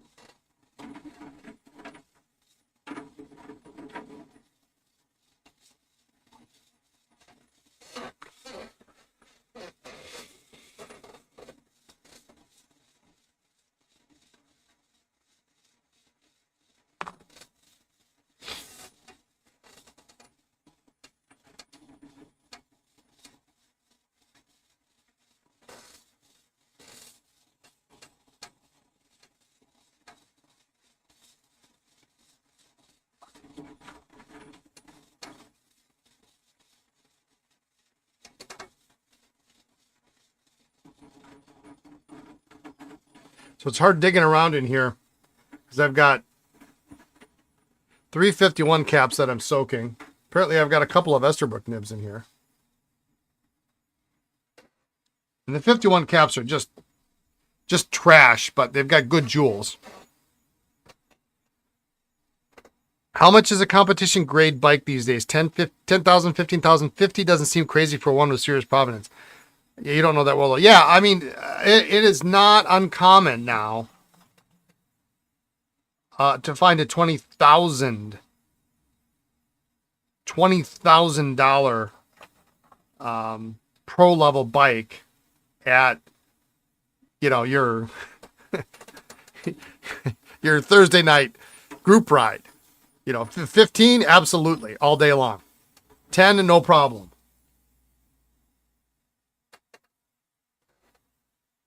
I mean, I remember when I bought my good bike 27 years ago. Well, I remember. Actually, before that, I bought a Trek OCLV. So the first version OCLV bike, which was similar to what Lance Armstrong rode in the Tour de France back in the day. He later went on to ride OCLV 2, but I had the first generation OCLV bike, which actually was very, very nice. I quite miss it. But I got into an accident with it, and somebody hit me, and the insurance company quoted it out as that there was a crack in the frame, and we sent the frame back to Trek, and they x-rayed it. They said, well, it's just a crack in the paint, so they repainted it, and they sent it back to me. So meanwhile, I had a steel bike on order, but when I got the Trek in, this is what we call BL in my household before Lisa.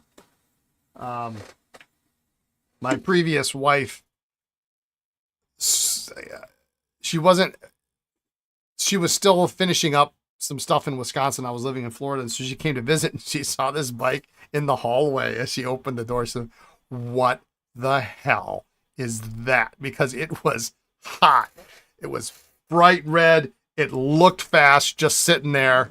It was what was it? Ultegra 8-speed. I mean, it was something else. And I think I paid $2,000 for it, and she was hot.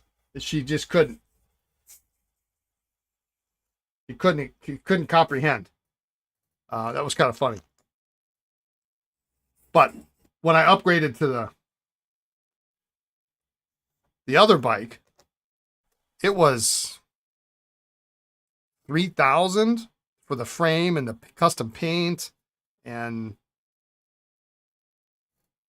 upgraded the components later. That was another couple thousand. And that was like pretty much top shelf.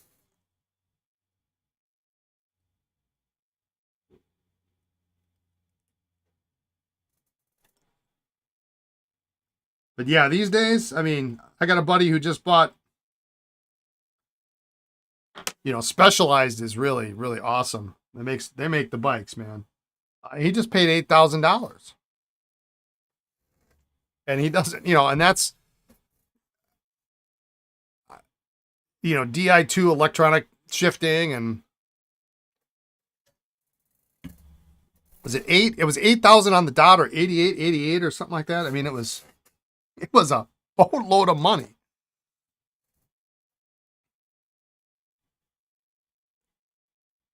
Heading off to the gym. All right. Have a good workout.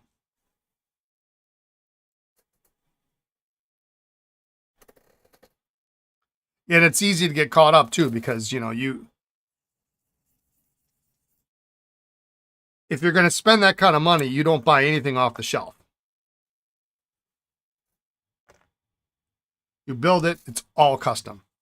That's the way to do it. And there's not a ton of different parts. So it's not like, building a race car where there's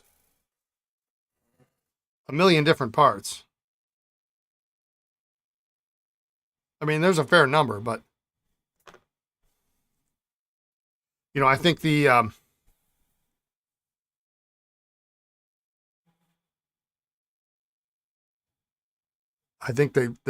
top end Campagnolo group set will set you back $5,000 or $6,000. I mean, that's just for the group set. And they just announced that they have a new upgrade to the group set with, like, I forget what it is. It was ridiculous, like titanium or carbon. I mean, you save like if I don't eat my protein bar during the day, I will lose more weight than I will if I buy this like $2,000 upgrade package. I mean, it's nuts.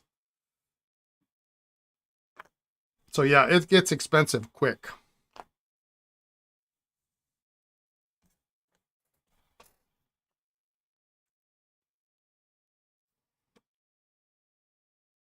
But at $50,000, that's something that you buy an expensive car, you can at least drive it around the street. I wouldn't ride that thing ever. I mean, that's too valuable. I don't know.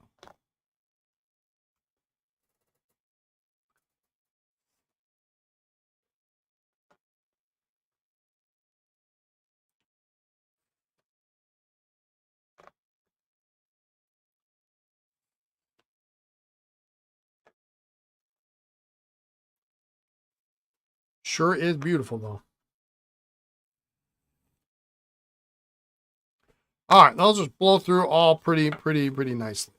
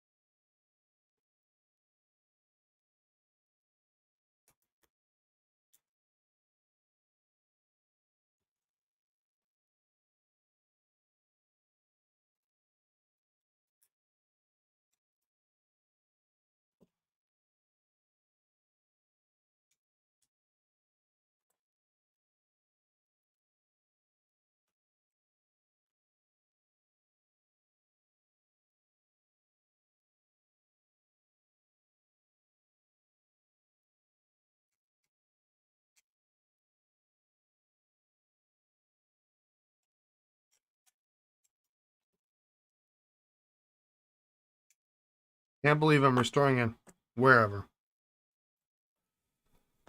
And it's better than a diamond point.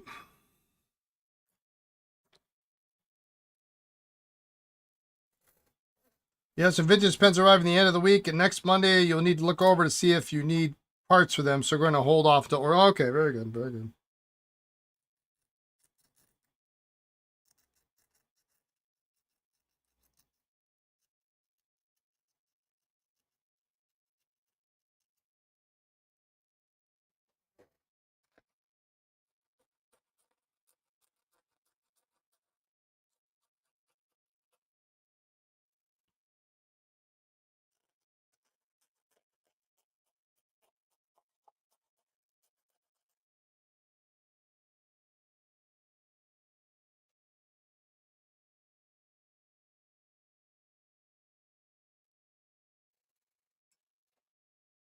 I think I might just trash this whole thing.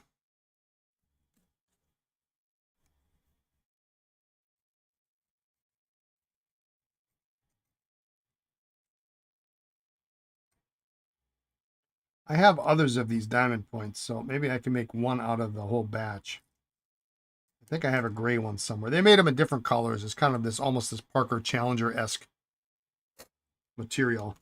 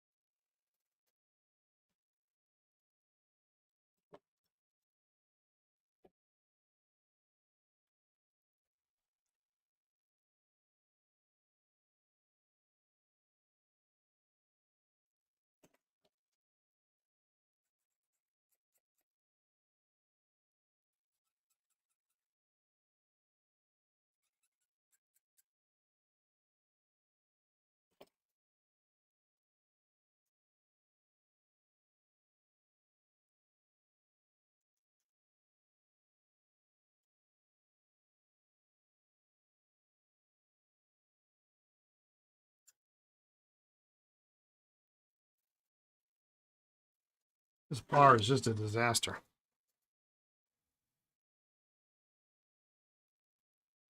There we go.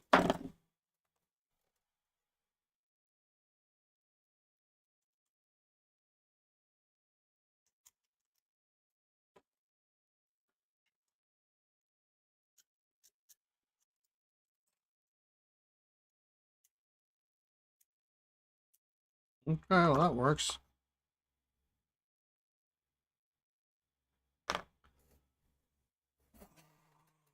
Missing a cap. Missing that cap.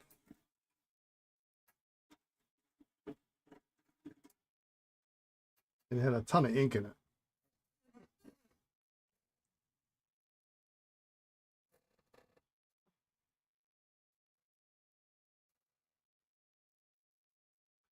Yeah, in the cycling world, it's really what they call marginal gains.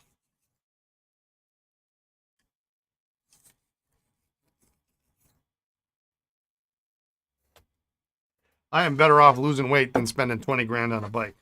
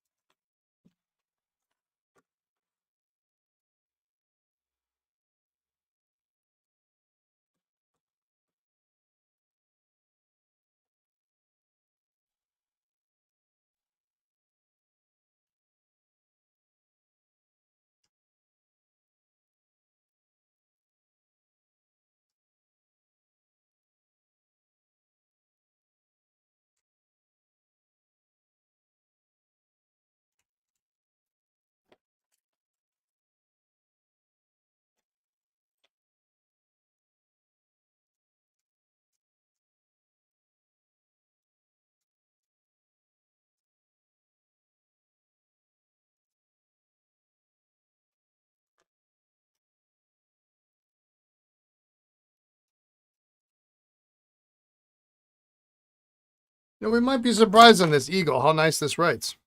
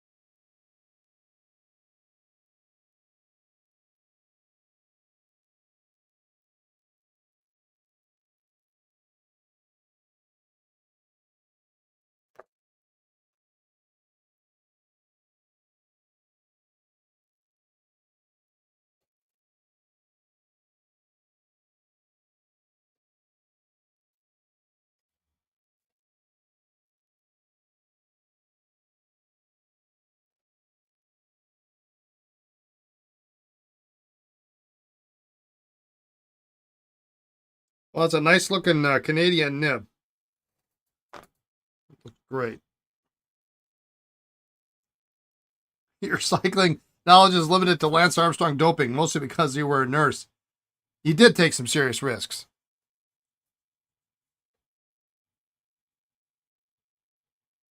What astonishes me is the fact that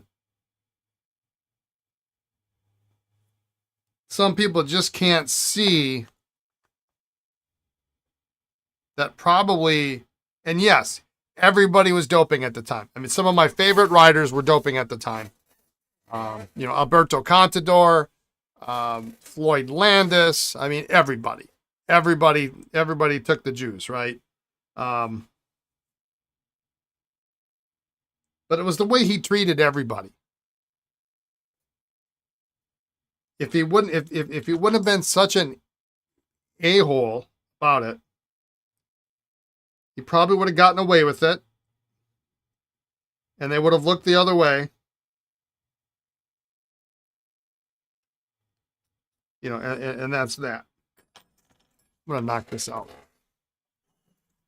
But you know, he sued people. He threatened to sue people. He ruined people's lives.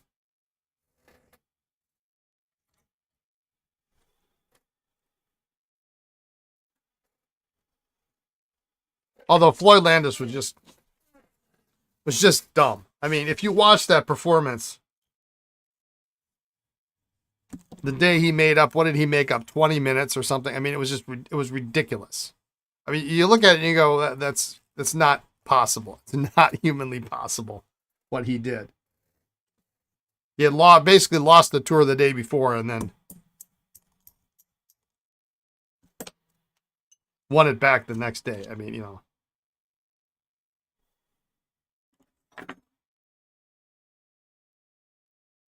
But he defended himself for years, spent millions of dollars before finally just admitting, yeah, I did it.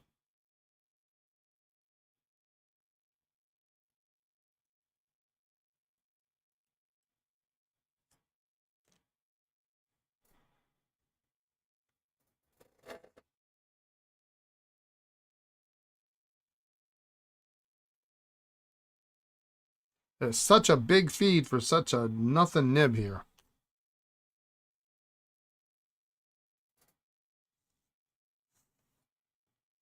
Your hatred of the medical professionals involved, you could swing for. Yeah. So this originally was gold plated, but it's pretty much cooked now.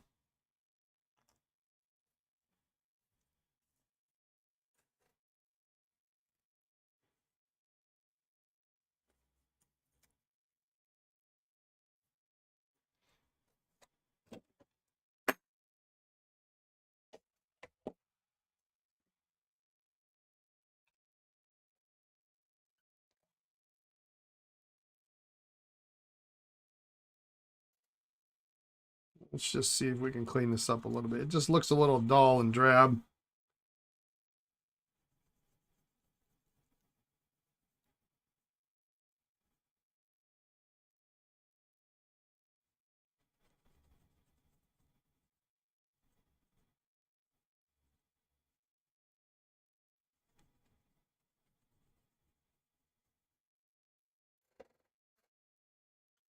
Has anyone ever equaled his times? Well, as time goes on and as technology gets better, we record faster tours every year, pretty much. Um,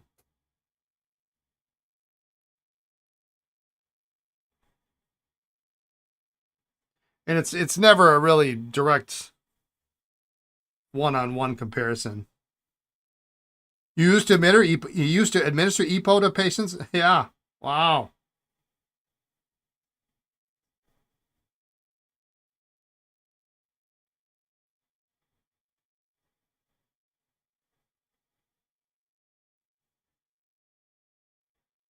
That's interesting.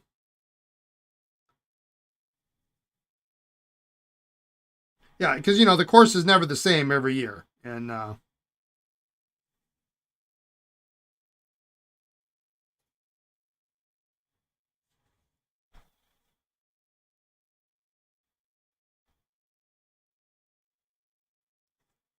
but back then they were doing 9-speed cassettes, and now we're looking at 12 and even 13 speeds.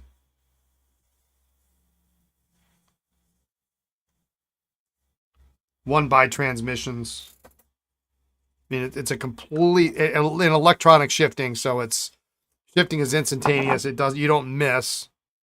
Um,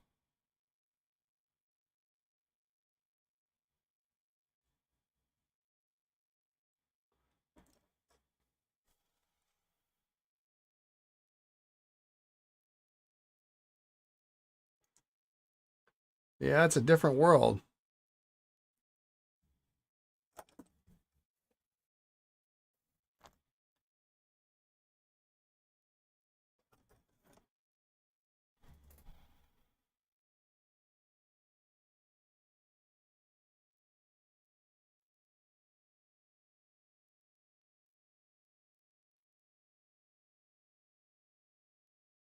Now, nobody has successfully won. He was, of course, stripped of his titles. But nobody has won 7 Tours de France. Much less in a row like he did.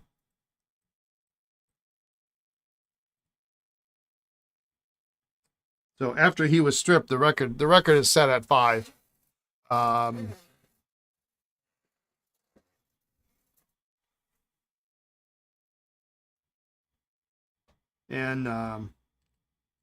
Indurain, the only one that did 5 in a row.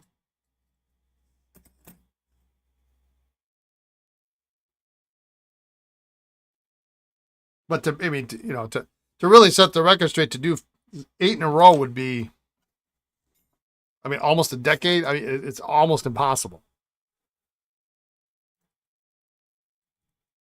You'd have to hit it at the right time. Had Pogačar not lost 2 to Vingegaard, he'd have 6. And would be the outright leader according to the current standards.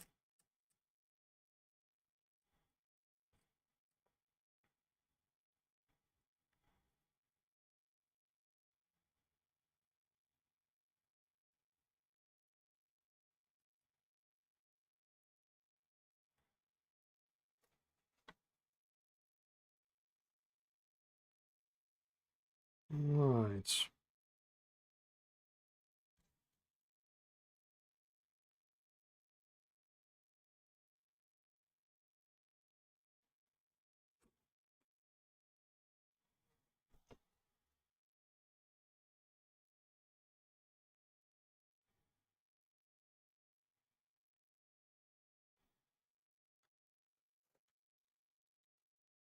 Didn't he get cancer? Armstrong? Yeah, he had cancer, and then he came back and won the Tour after he came back.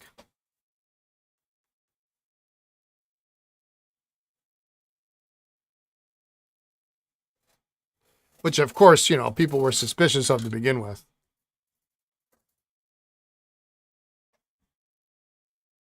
He actually rode for a French team before he got sick, and when he got sick, the French team abandoned him. It was kind of brutal. It's like, yeah, I don't think so.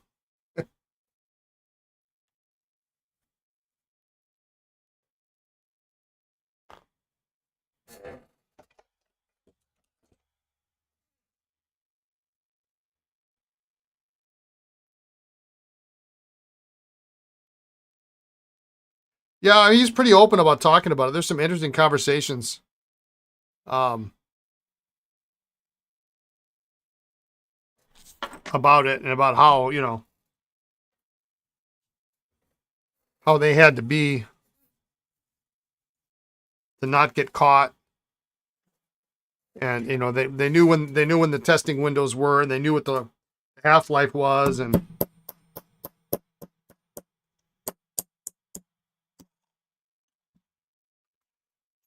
so they knew when they had to take it and be done with it, get it out of their system by the time the race was over. And you got a stage that lasts, the 6, 7, 8 hours, because some of them are 6, 7, 8 hours long.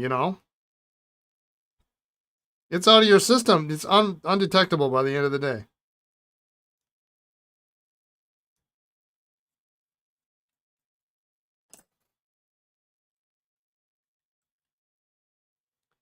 There was some schmutz on this burgundy feed. I just didn't like the look of it. It just made the underside look messy, so.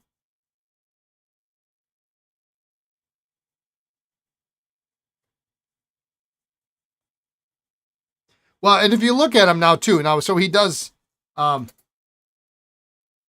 overhydrate, yeah. So if you look at, if you watch him on his Move podcast,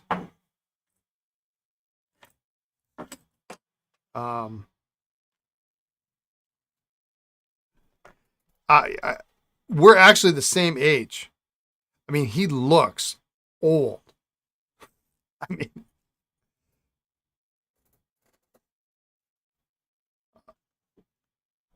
I mean, he looks 10 years older than me.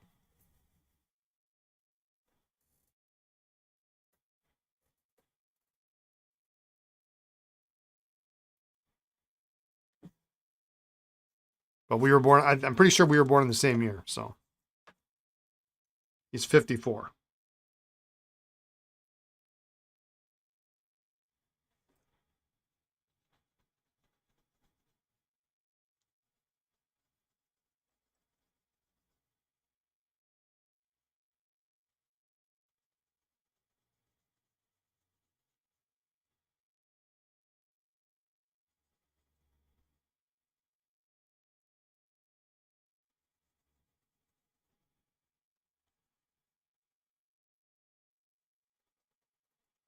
There we go. There was a lot of crud on the underside of this nib.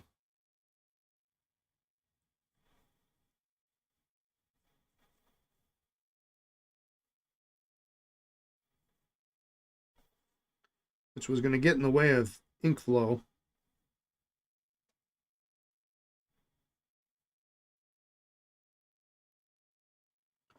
A little bit of flex on this nib. This would be an interesting interesting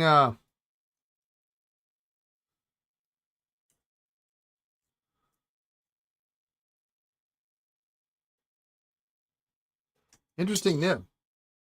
EPO, yeah, it's how do you pronounce it? Erythro something, protein, something like that.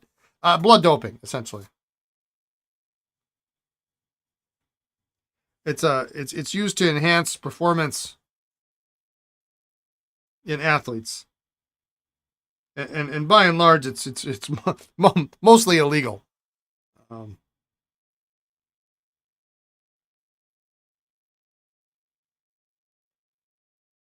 I think what's happening now in sports is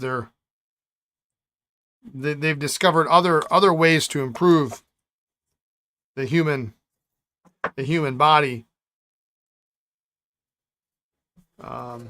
through training, that methods that they hadn't used before, and so they're doing it in healthier ways instead of just trying to cheat.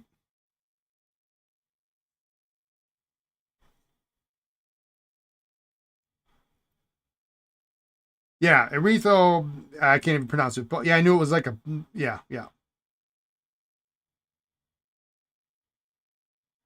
Thank you, Juicy. I knew you'd know. No, I can. I knew there wasn't an R in there, but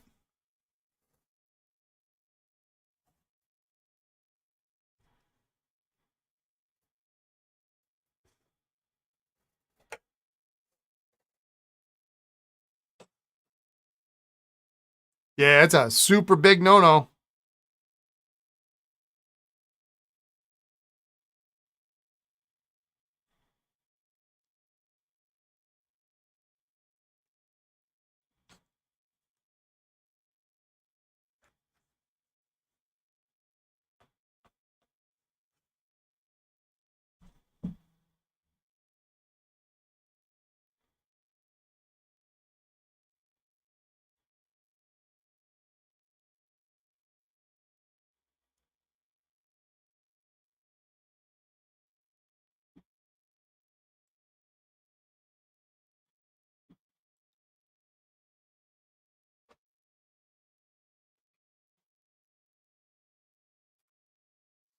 Ah, the '90s, the good old days, early 2000s. All right, that looks good. That looks really good.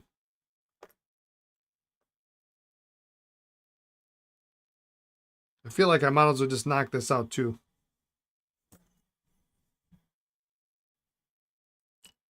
Like I almost can't test any nib that's in this grouping.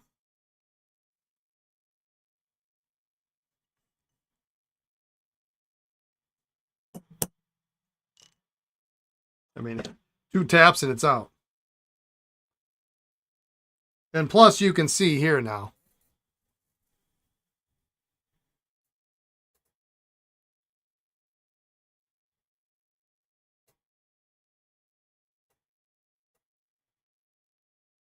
You see the star on the nib? That means it's a factory replacement.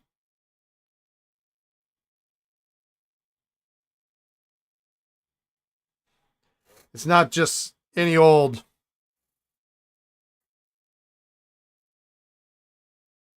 vacuumatic nib that they put in there. It was designed for this particular purpose.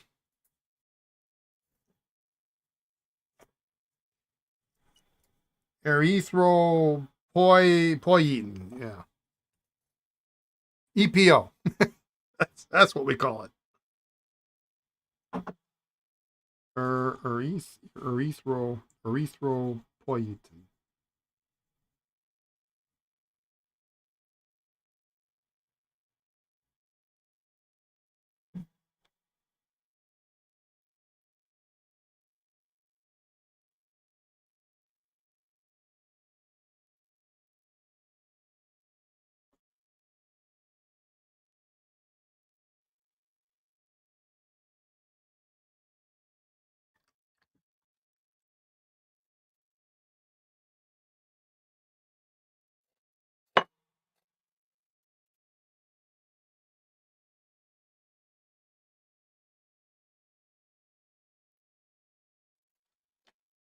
Feed looks good.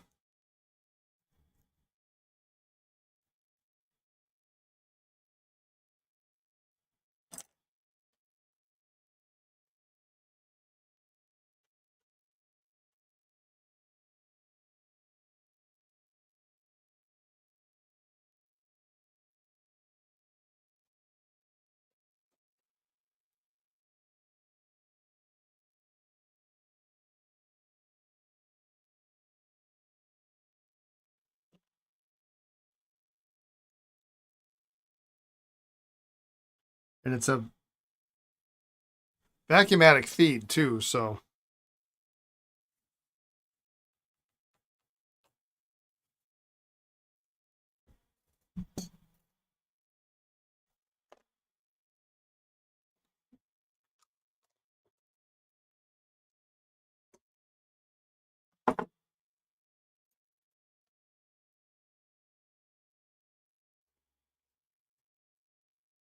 it's a whole bunch of mismatch. Well, I mean,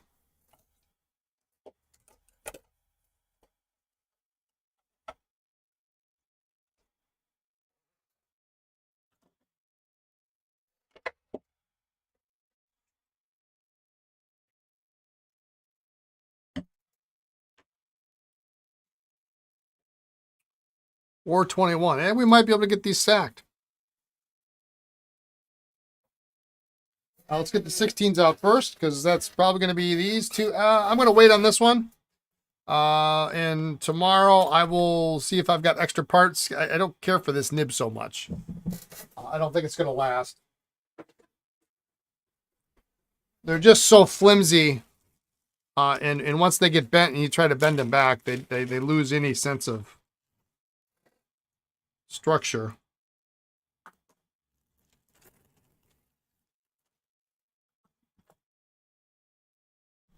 That looks good. That's a cartridge. Wait on that. These are bigger. Let's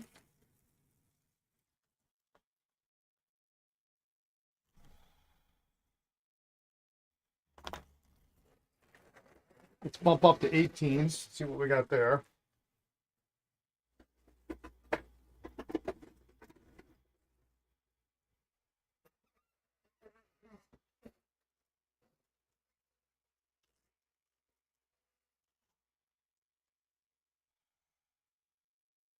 So that'll give you enough room for the J bar or the pressure bar. That'll be good.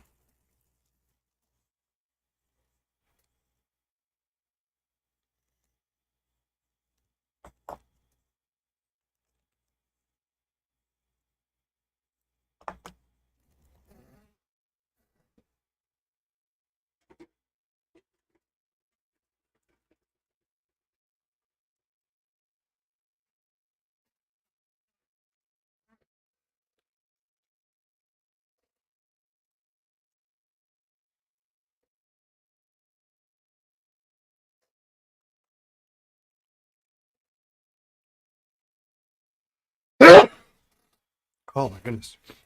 Excuse me. 19 looks like a better fit.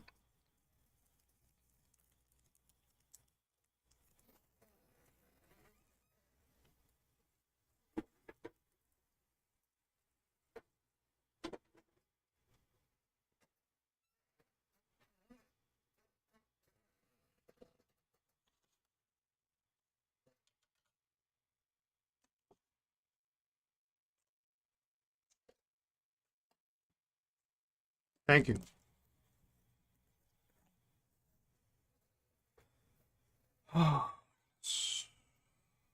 Oh, I guess I gotta sand these down.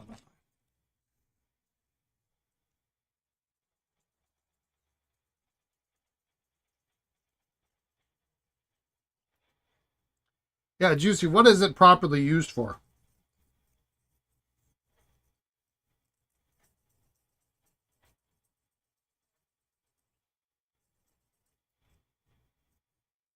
Is it can be used for in some kind of a cancer treatment or? Yeah, okay. Certain anemias post-cancer treatment. That makes it sounds like that makes sense.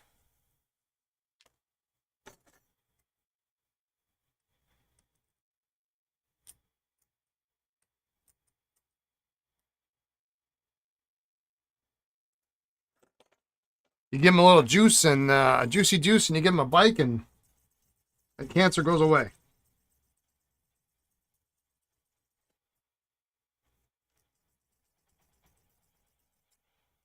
Only it were that simple.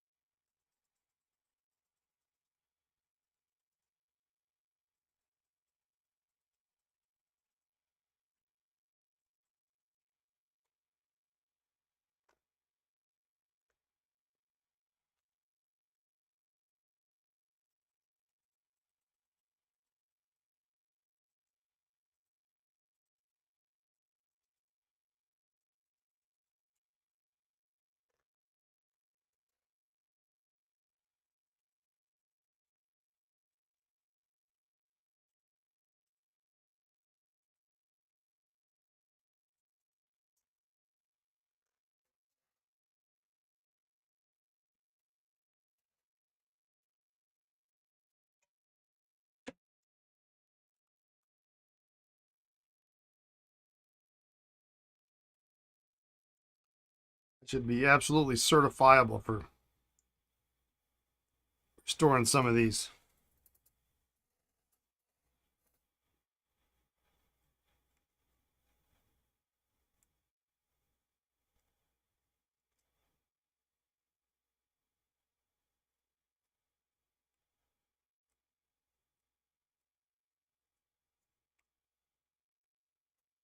EPO can induce tumor reformation.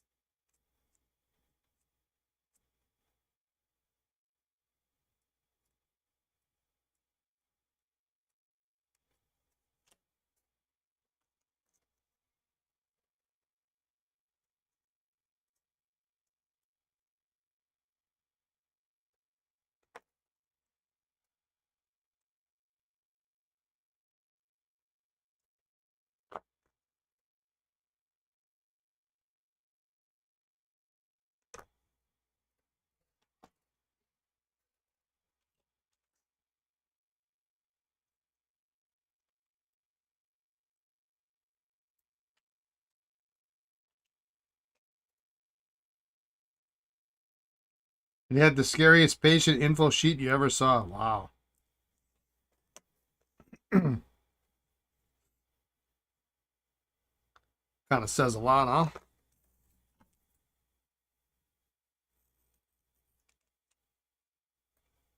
Do not use this.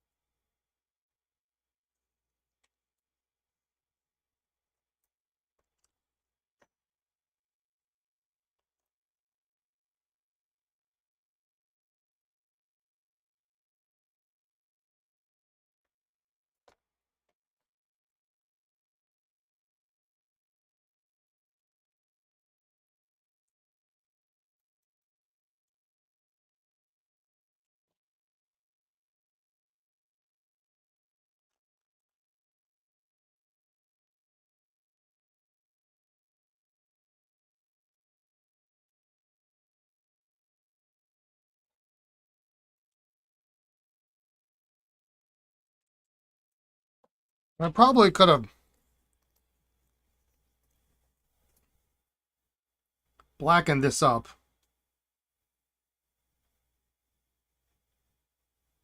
Tell you what. It came apart pretty easy. Let's put it in the deox real quick.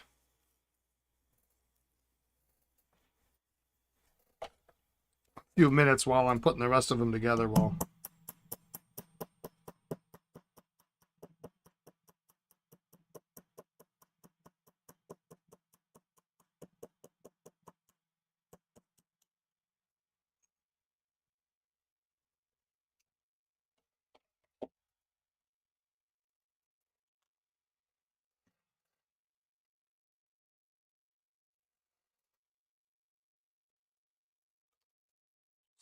put it in there.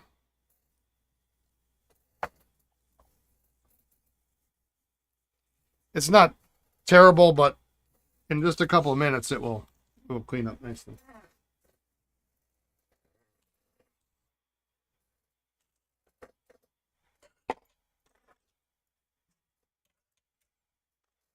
So I'll start from the right side and work my way to the left.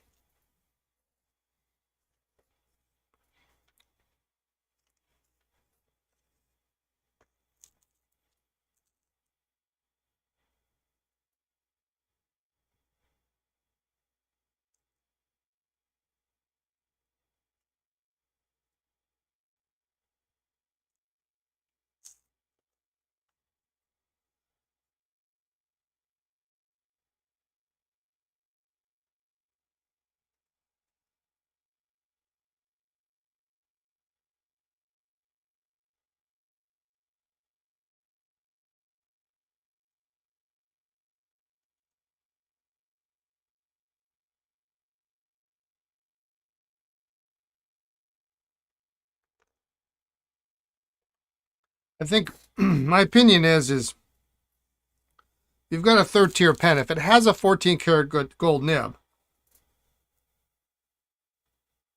and the cap's good, and the clip doesn't, isn't loose and doesn't spin, and the lever box is good, it's not, got too much spread on it. It's got a 14 karat nib.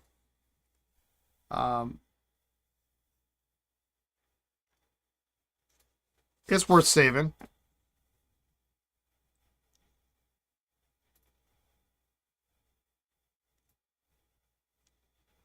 And this form factor of the wherever is actually a very nice size. I think this is the predecessor to the later deluxe, if I'm not mistaken. I'm not 100% sure. I'm definitely not an expert at wherever.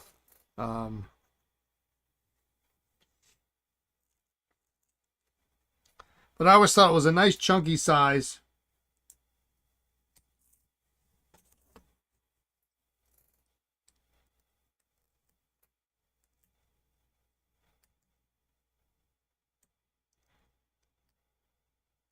Good in the hand. It posts well.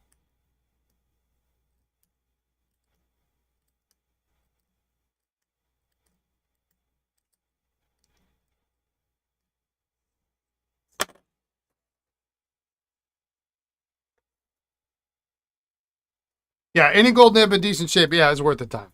Now the problem is because the price of gold, you gotta sell. I have to sell a wherever now at like.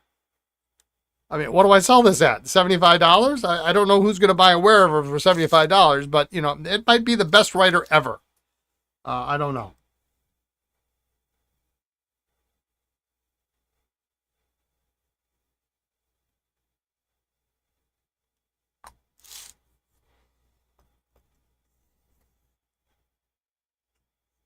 And we hope it writes incredibly well.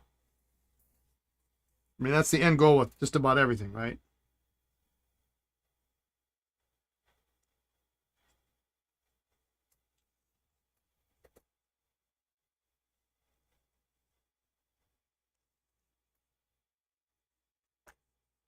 I got to deal with those caps here in a minute.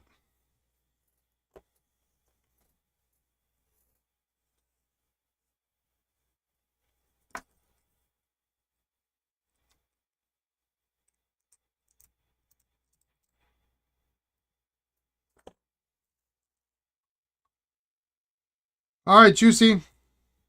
Thanks for educating us today. Have a good evening.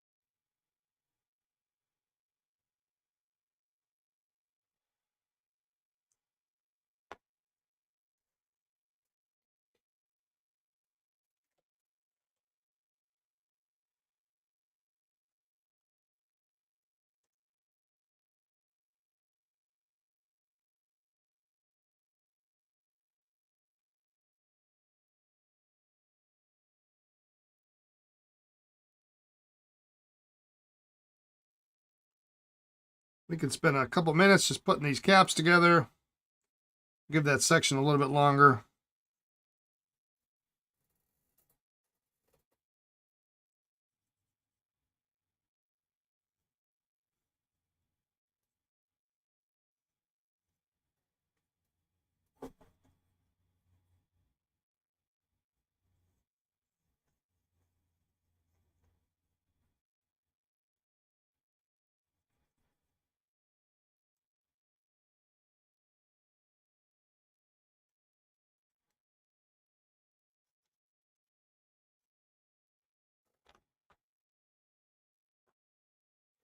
This clip actually on this burgundy is really quite nice.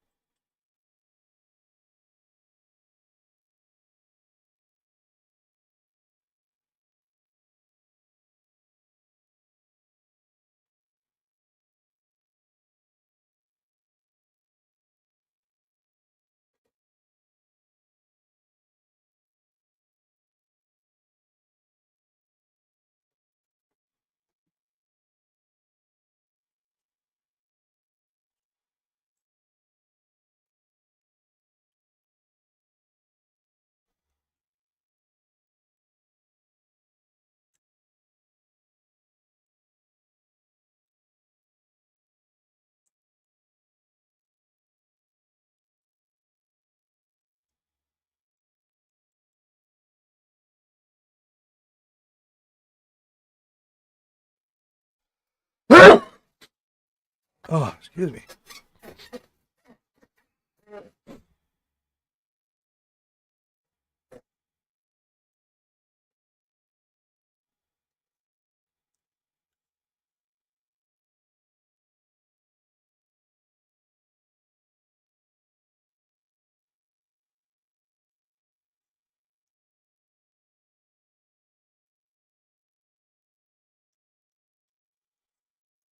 All right.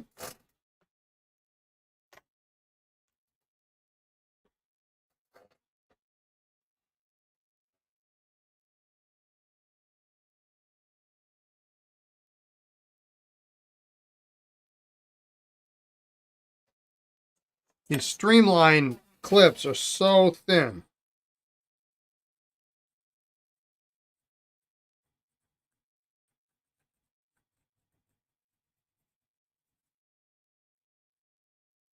You have to be kind of careful in whatever you do with them because they're easy to squeeze out around, easy to break.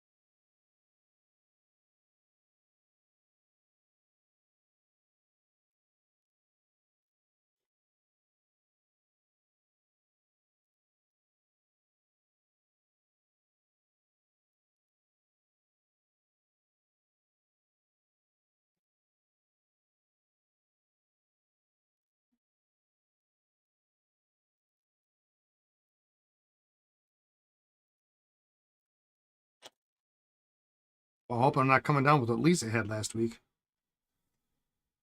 She's finally over it.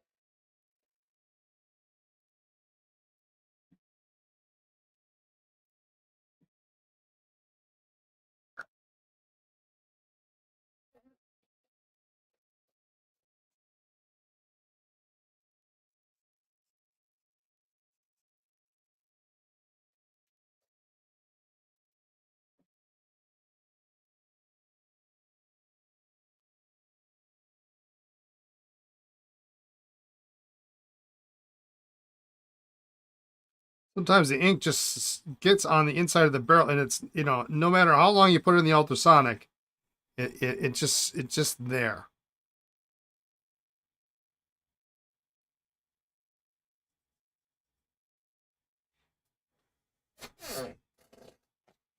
So here's what we're gonna do.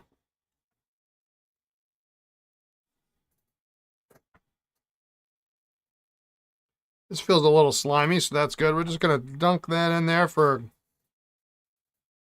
a hot second.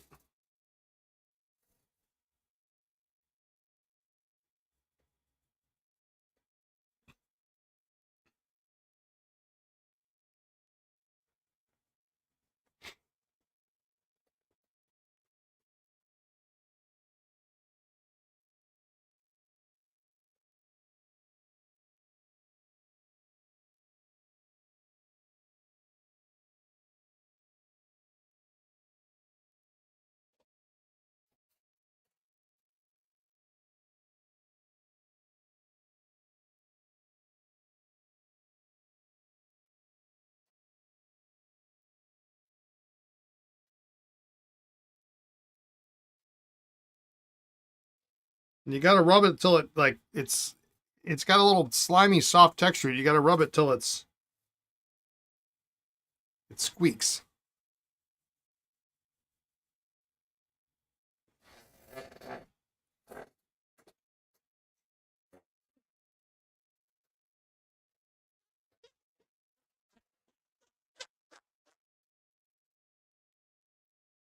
And then it looks so much better.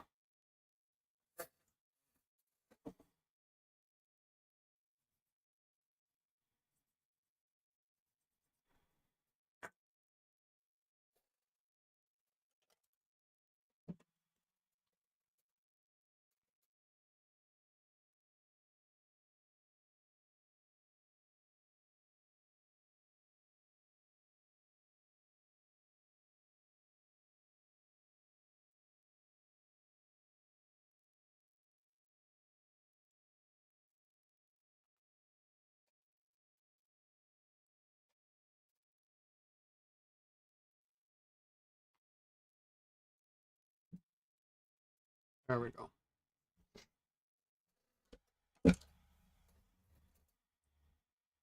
That's more presentable than it was before.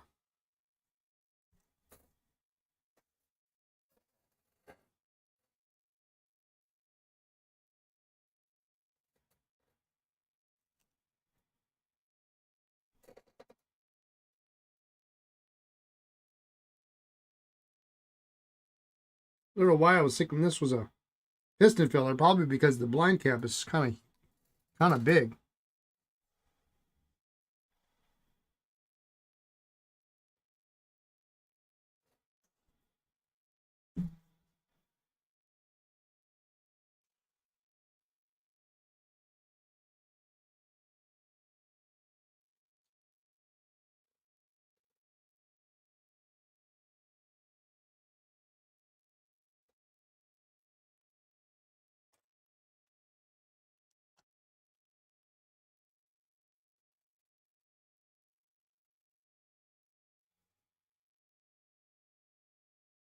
While you are securing that sack in place, can I see detail how you attach the brush to the cap of the bottle?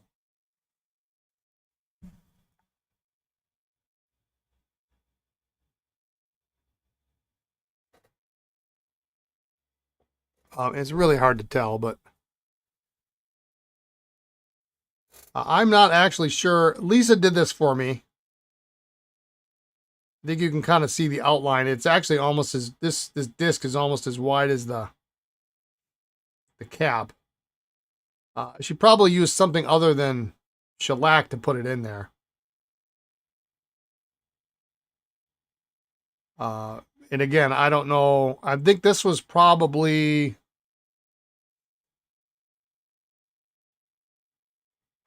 I don't remember. I know we sent you some brushes. I don't know if any of them are any good. If they're not, let us know and we might have other ones. I think that was maybe a brush that was in our standard shellac bottle at the time, which I got one around here somewhere.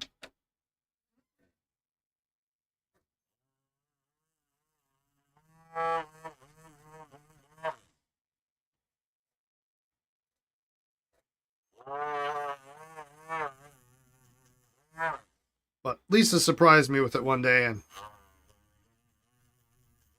was all her idea.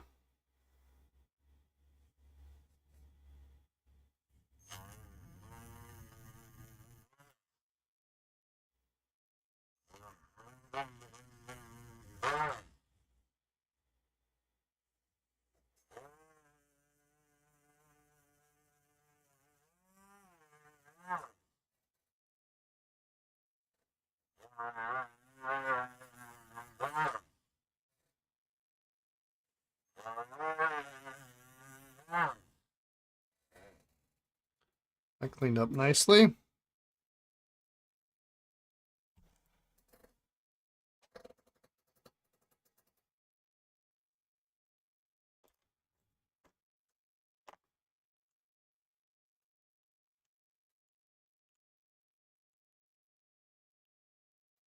You just won the bid on a Schaefer Golden Brown Stripe fountain pen, huh? Nice balance.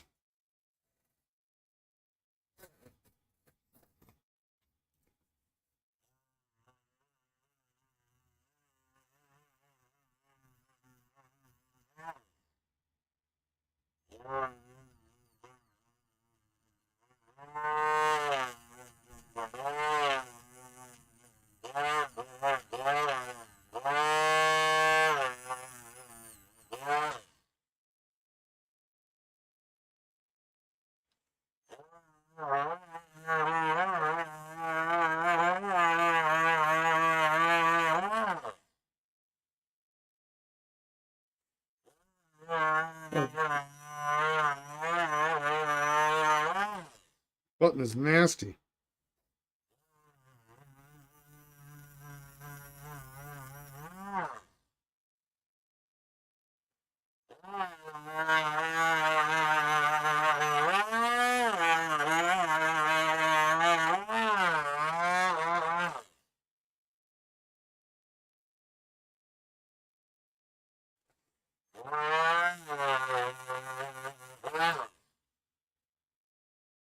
You mean to tell me you haven't put your bottle together yet? I mean, I know there was the holidays. You were gone a lot, so.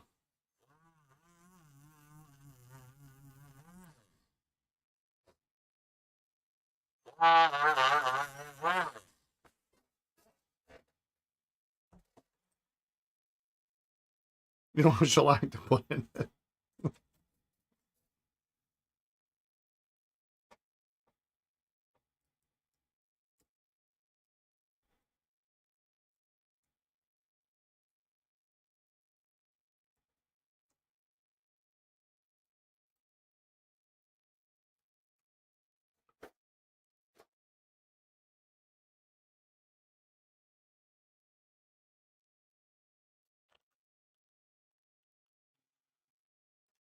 Last but not least, this actually looks pretty good. You cleaned out the bottle when you had your ultrasonic out? Well, that's right. You've got that little removable, hide it away or something, right?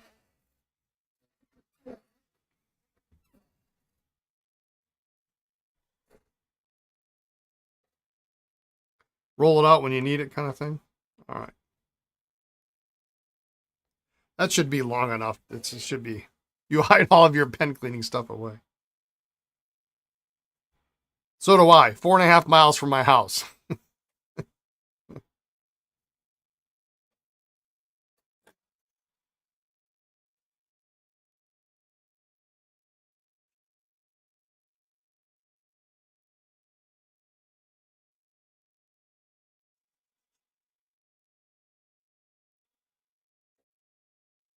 Final statement on your medical insurance to keep you upright and breathing with $94,500. Oof. Yeah, I'm glad insurance paid for that.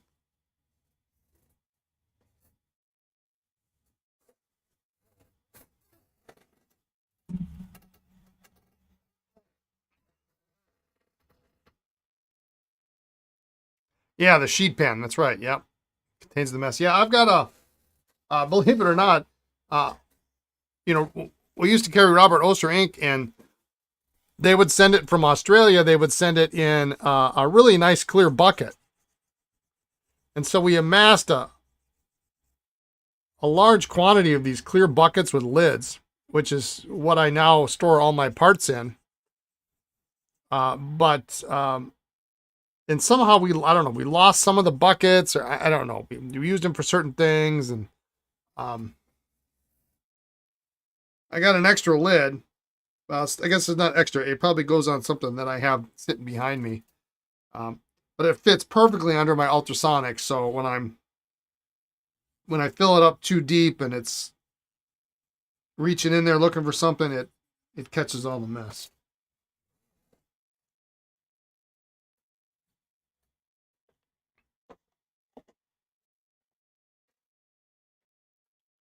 $4.53. All right, I got just enough time. I'm going to polish this because it looks a little dull.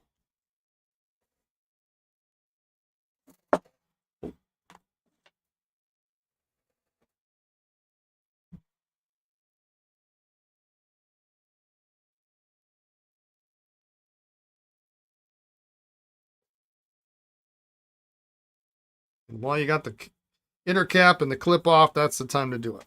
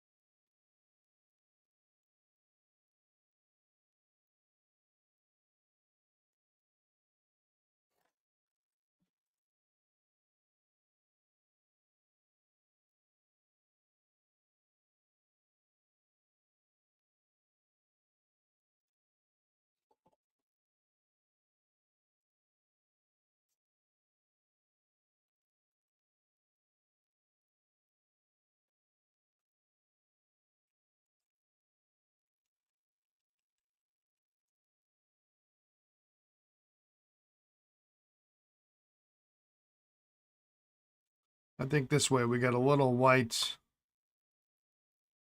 Looks nicer on this side.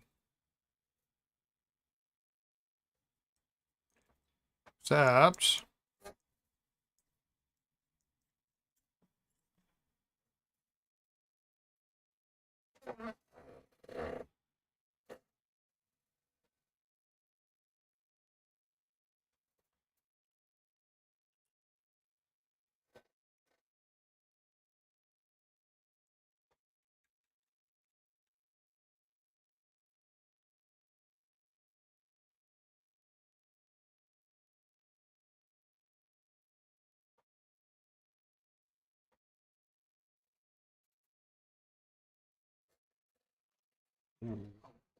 got a little extra. This is getting a little bit thick, so I'm gonna.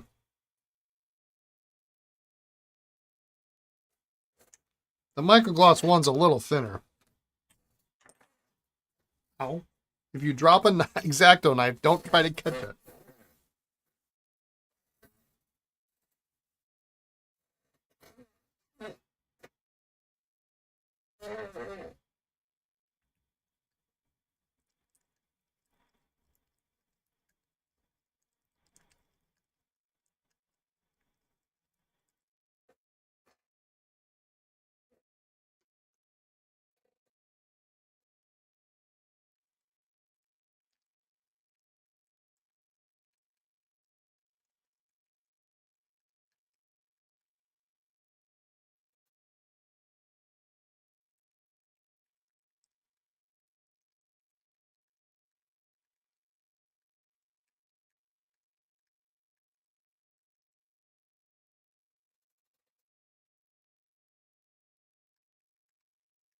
Probably should just toss this. I mean, it's still viable.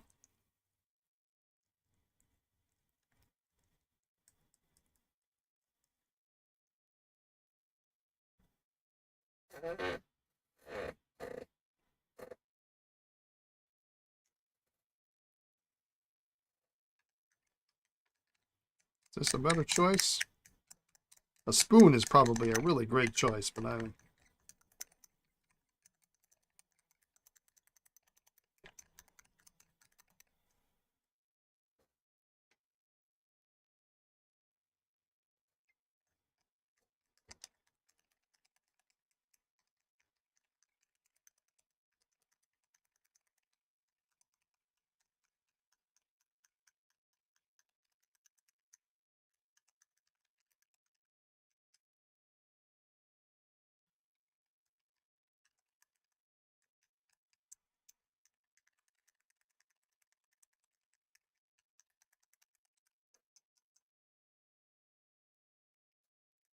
So it'll be mostly one with the little 5, but it's primarily for cleaning, so.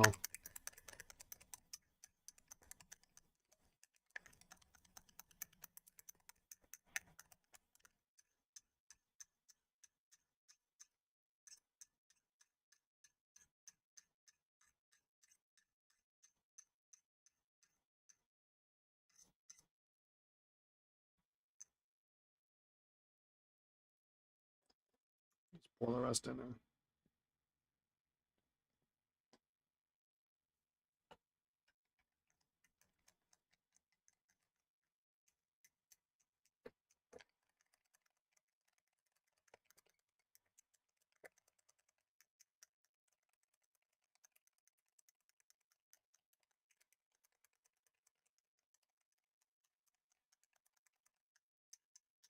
Actually, it looks like whipped cream.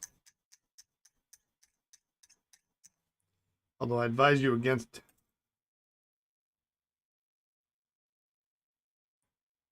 licking it.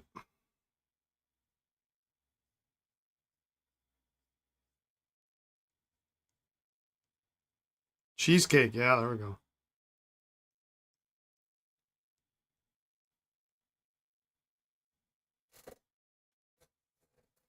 What a lovely mess I've made here.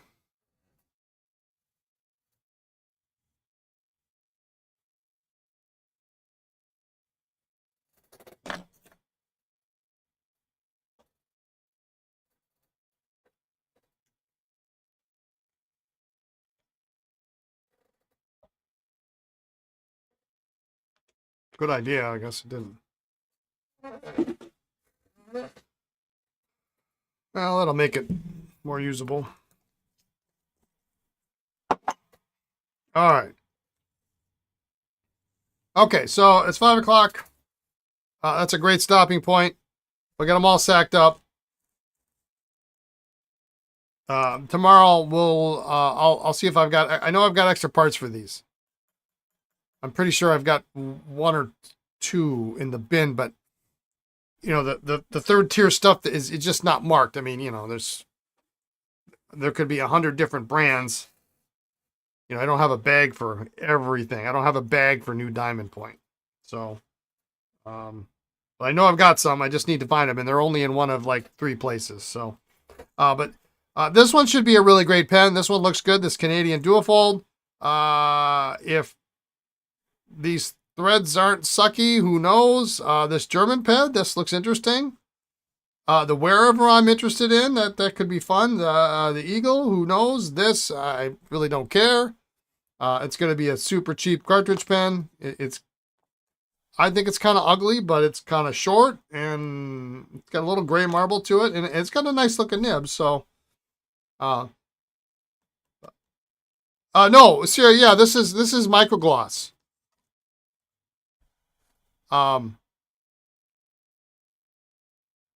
So this, I used to, when we would do it microgloss, like if there's extra left in the bottle, I would just throw it in here. This is a private reserve bottle is what this is.